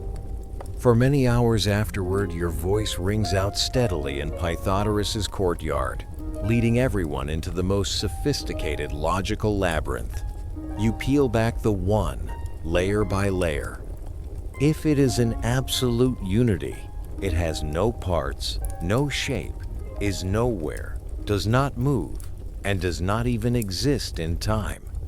You lead Aristotle through chains of reasoning that make the One vanish into nothingness, unable to be named or perceived. The whole room sinks into a stunned silence. Then, you flip the issue, showing that if the One exists in time, it carries countless opposing attributes. You point out that in the world of pure logic, everything can be denied or affirmed depending on the premise from which one begins.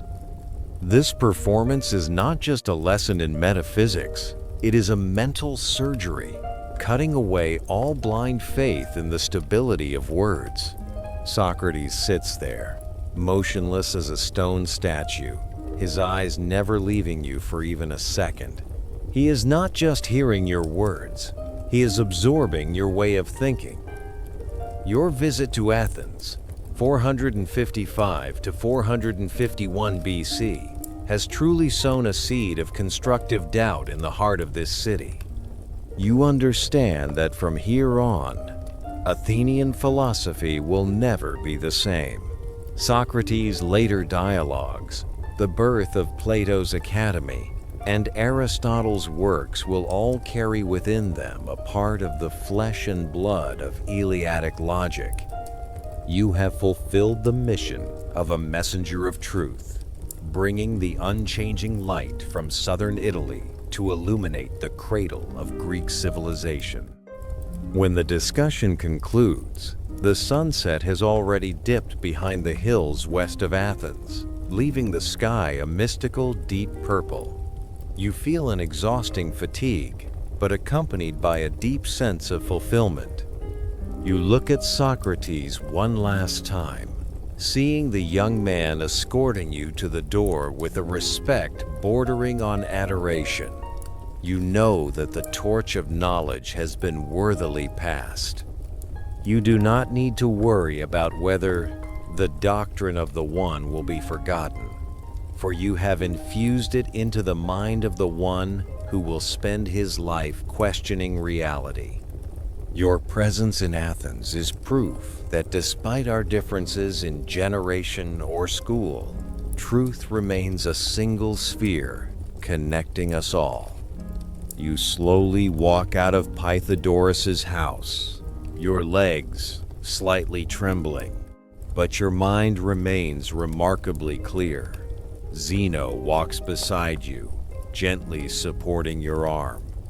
You hear the night wind blowing through the olive groves, carrying the chill of the sea and the whispers of a great philosophical future. You no longer think about arguments or paradoxes. You simply feel your own pure existence in this moment. a quiet and complete presence in the heart of a city that never sleeps. You head toward the small inn where you and Zeno are staying, feeling the chill of the Athenian night soak into your flesh as you cross the deserted streets scattered with faint oil lamplights from closed shops. The footsteps of the two of you ring out steadily on the stone slabs, merging with the breath of the night, leading you toward rest after a long day of devotion to human intellect.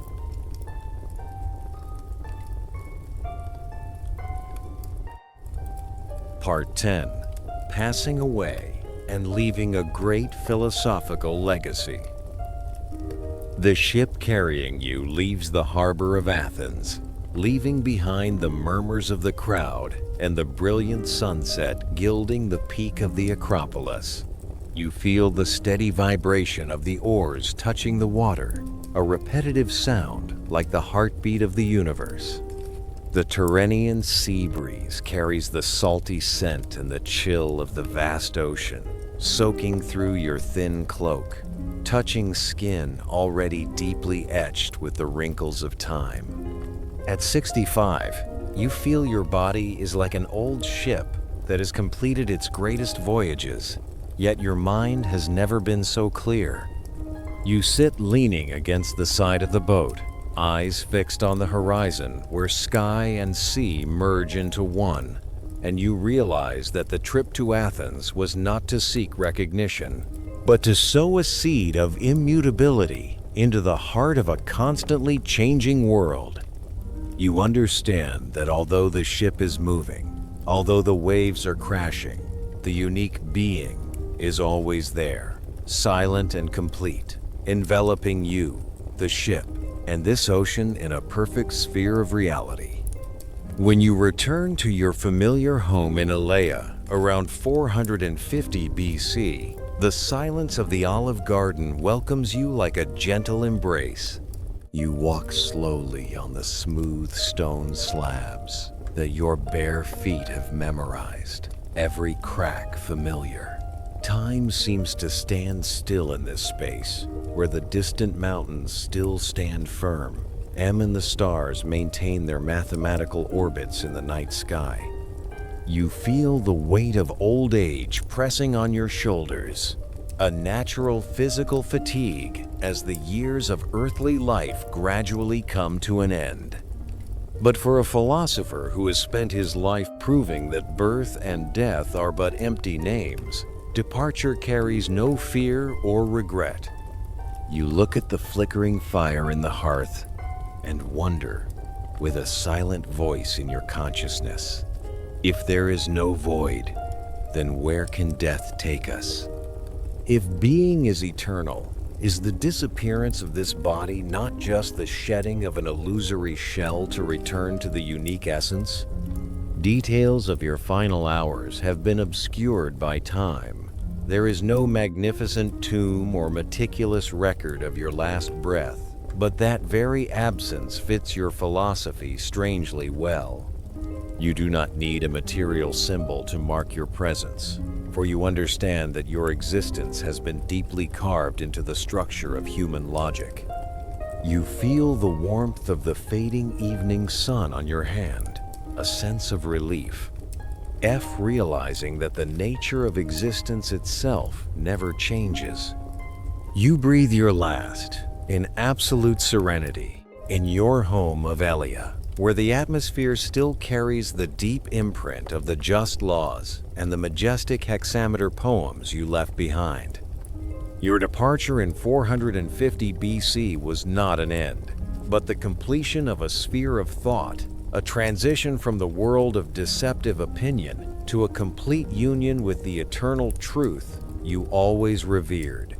You have now become the father of metaphysics, the first in Western history to bravely cast aside explanations of water or fire to look directly into the nature of existence itself.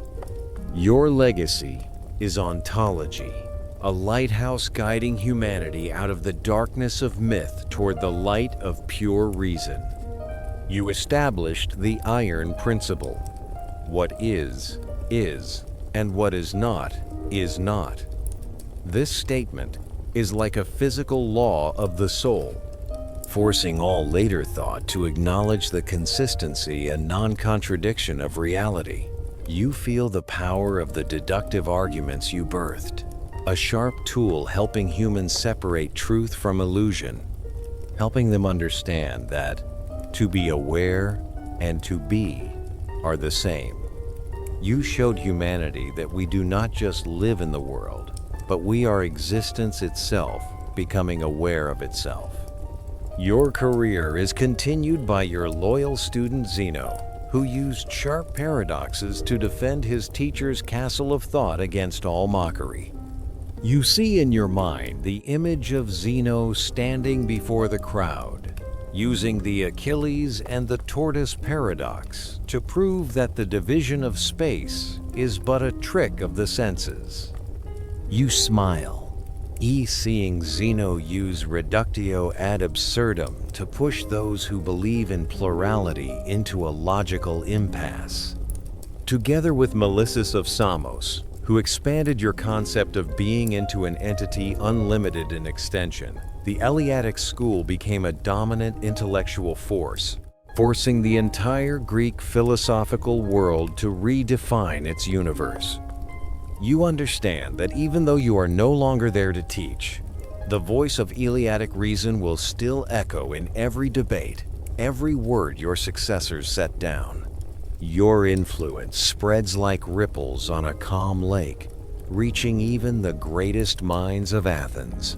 You hear the echo of your thoughts in the doctrines of pluralists like Empedocles or Anaxagoras, who, despite trying to explain change, still had to bow before the principle that nothing comes from nothing you established.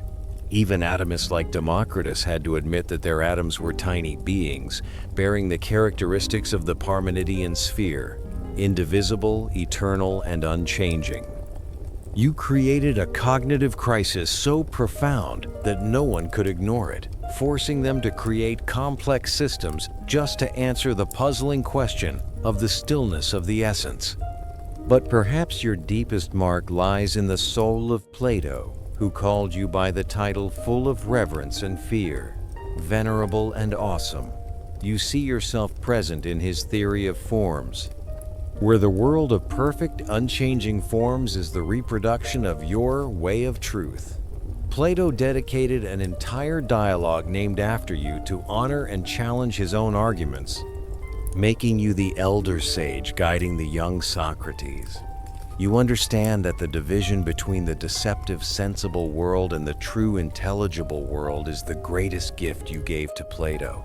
Even Aristotle, despite criticizing the rigidity of the Eleatics, had to admit that you were compelled to go with the phenomena, and he had to develop the concepts of potentiality and actuality just to find an exit from the perfect logical trap you set.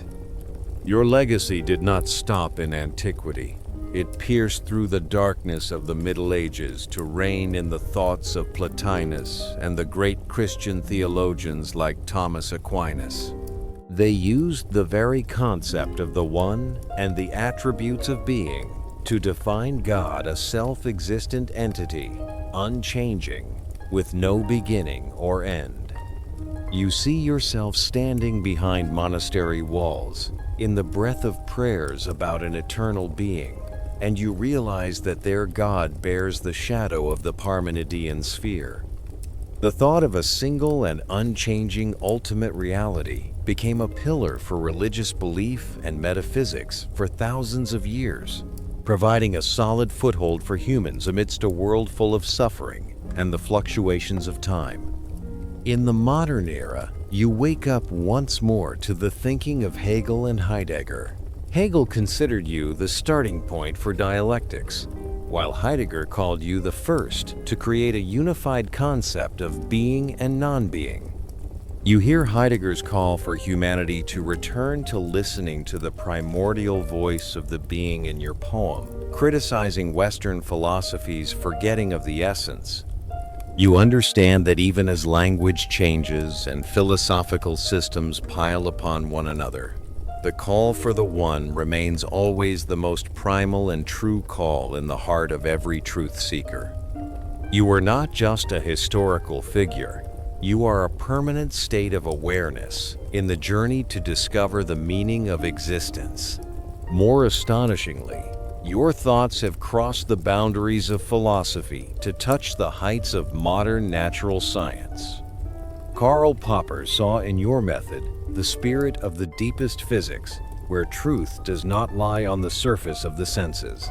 You see yourself present in Albert Einstein's equations, in the block universe theory, where past, present, and future all coexist in an unchanging block of space-time. You smile, seeing modern physicists admit that the flow of time is but an illusion of human perception, entirely analogous to what you wrote in your epic in Elia 25 centuries ago. The stillness you always believed in is now proven by mathematics and quantum experiments, turning you into a philosopher of the future, one who saw through the structure of the universe before humanity had telescopes or particle accelerators. You stand in the gentle light of the twilight, feeling the vibrations of the quantum fields around you, and understand that the division between you and the world does not exist. You think you are standing alone illusion. You think life is leaving you impossible. You think space is empty error.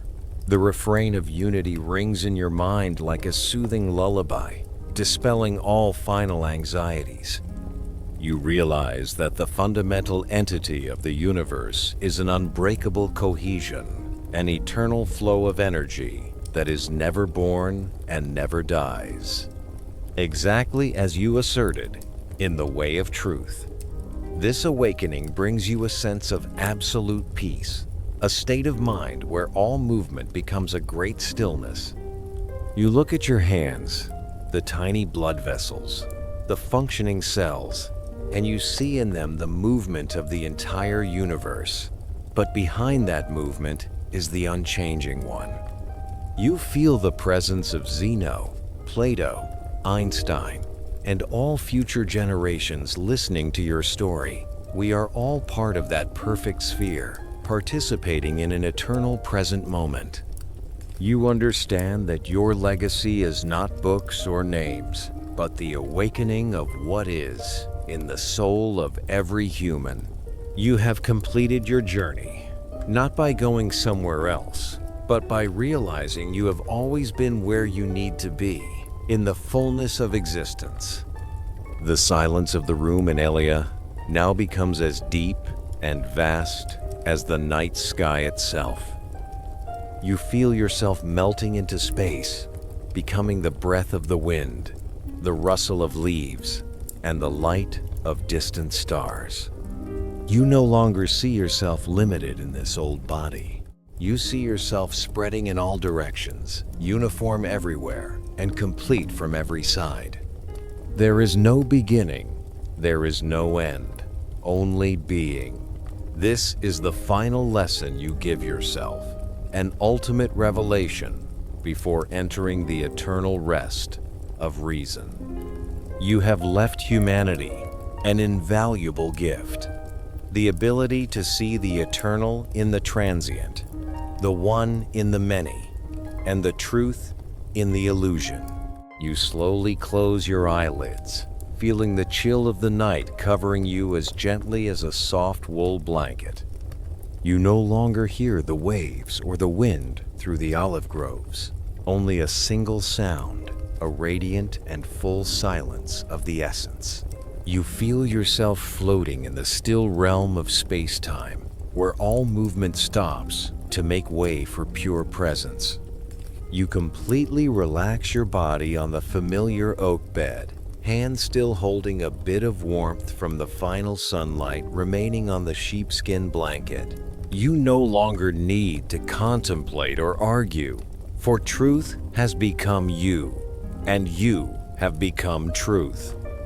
Your legs stretch out, your hands rest lightly on your chest, feeling the final heartbeat merging into the eternal vibration of the universe, leading you into absolute stillness, where all illusions of change vanish completely before the radiant light of the unique one.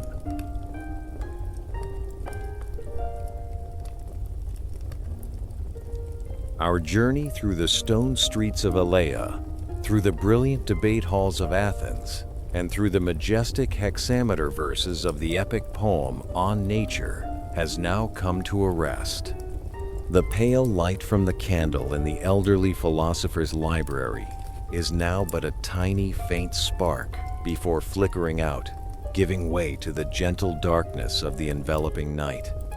The sage Parmenides, whom you have accompanied from a wealthy noble boy to a master holding the key to ultimate logic, has now dissolved into the very stillness he always praised.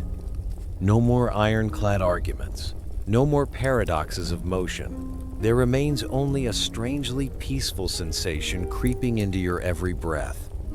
You realize that, no matter how much the world outside changes and fluctuates, deep within each of us, there always exists a sphere of completeness, a land of the one that is never harmed by time. Parmenides' notion of immutability is not a dry theory, but a promise that truth and peace are always present, just waiting for us to close our eyes to see them.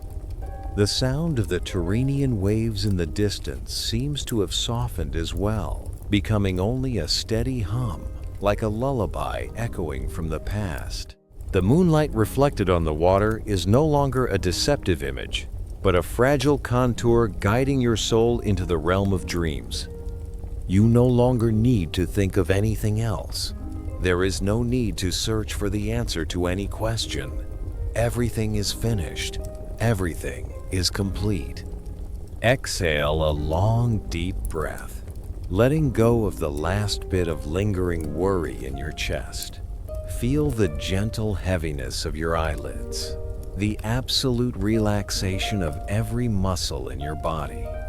Sleep is coming, as natural and necessary as the very being that Parmenides spent his life honoring.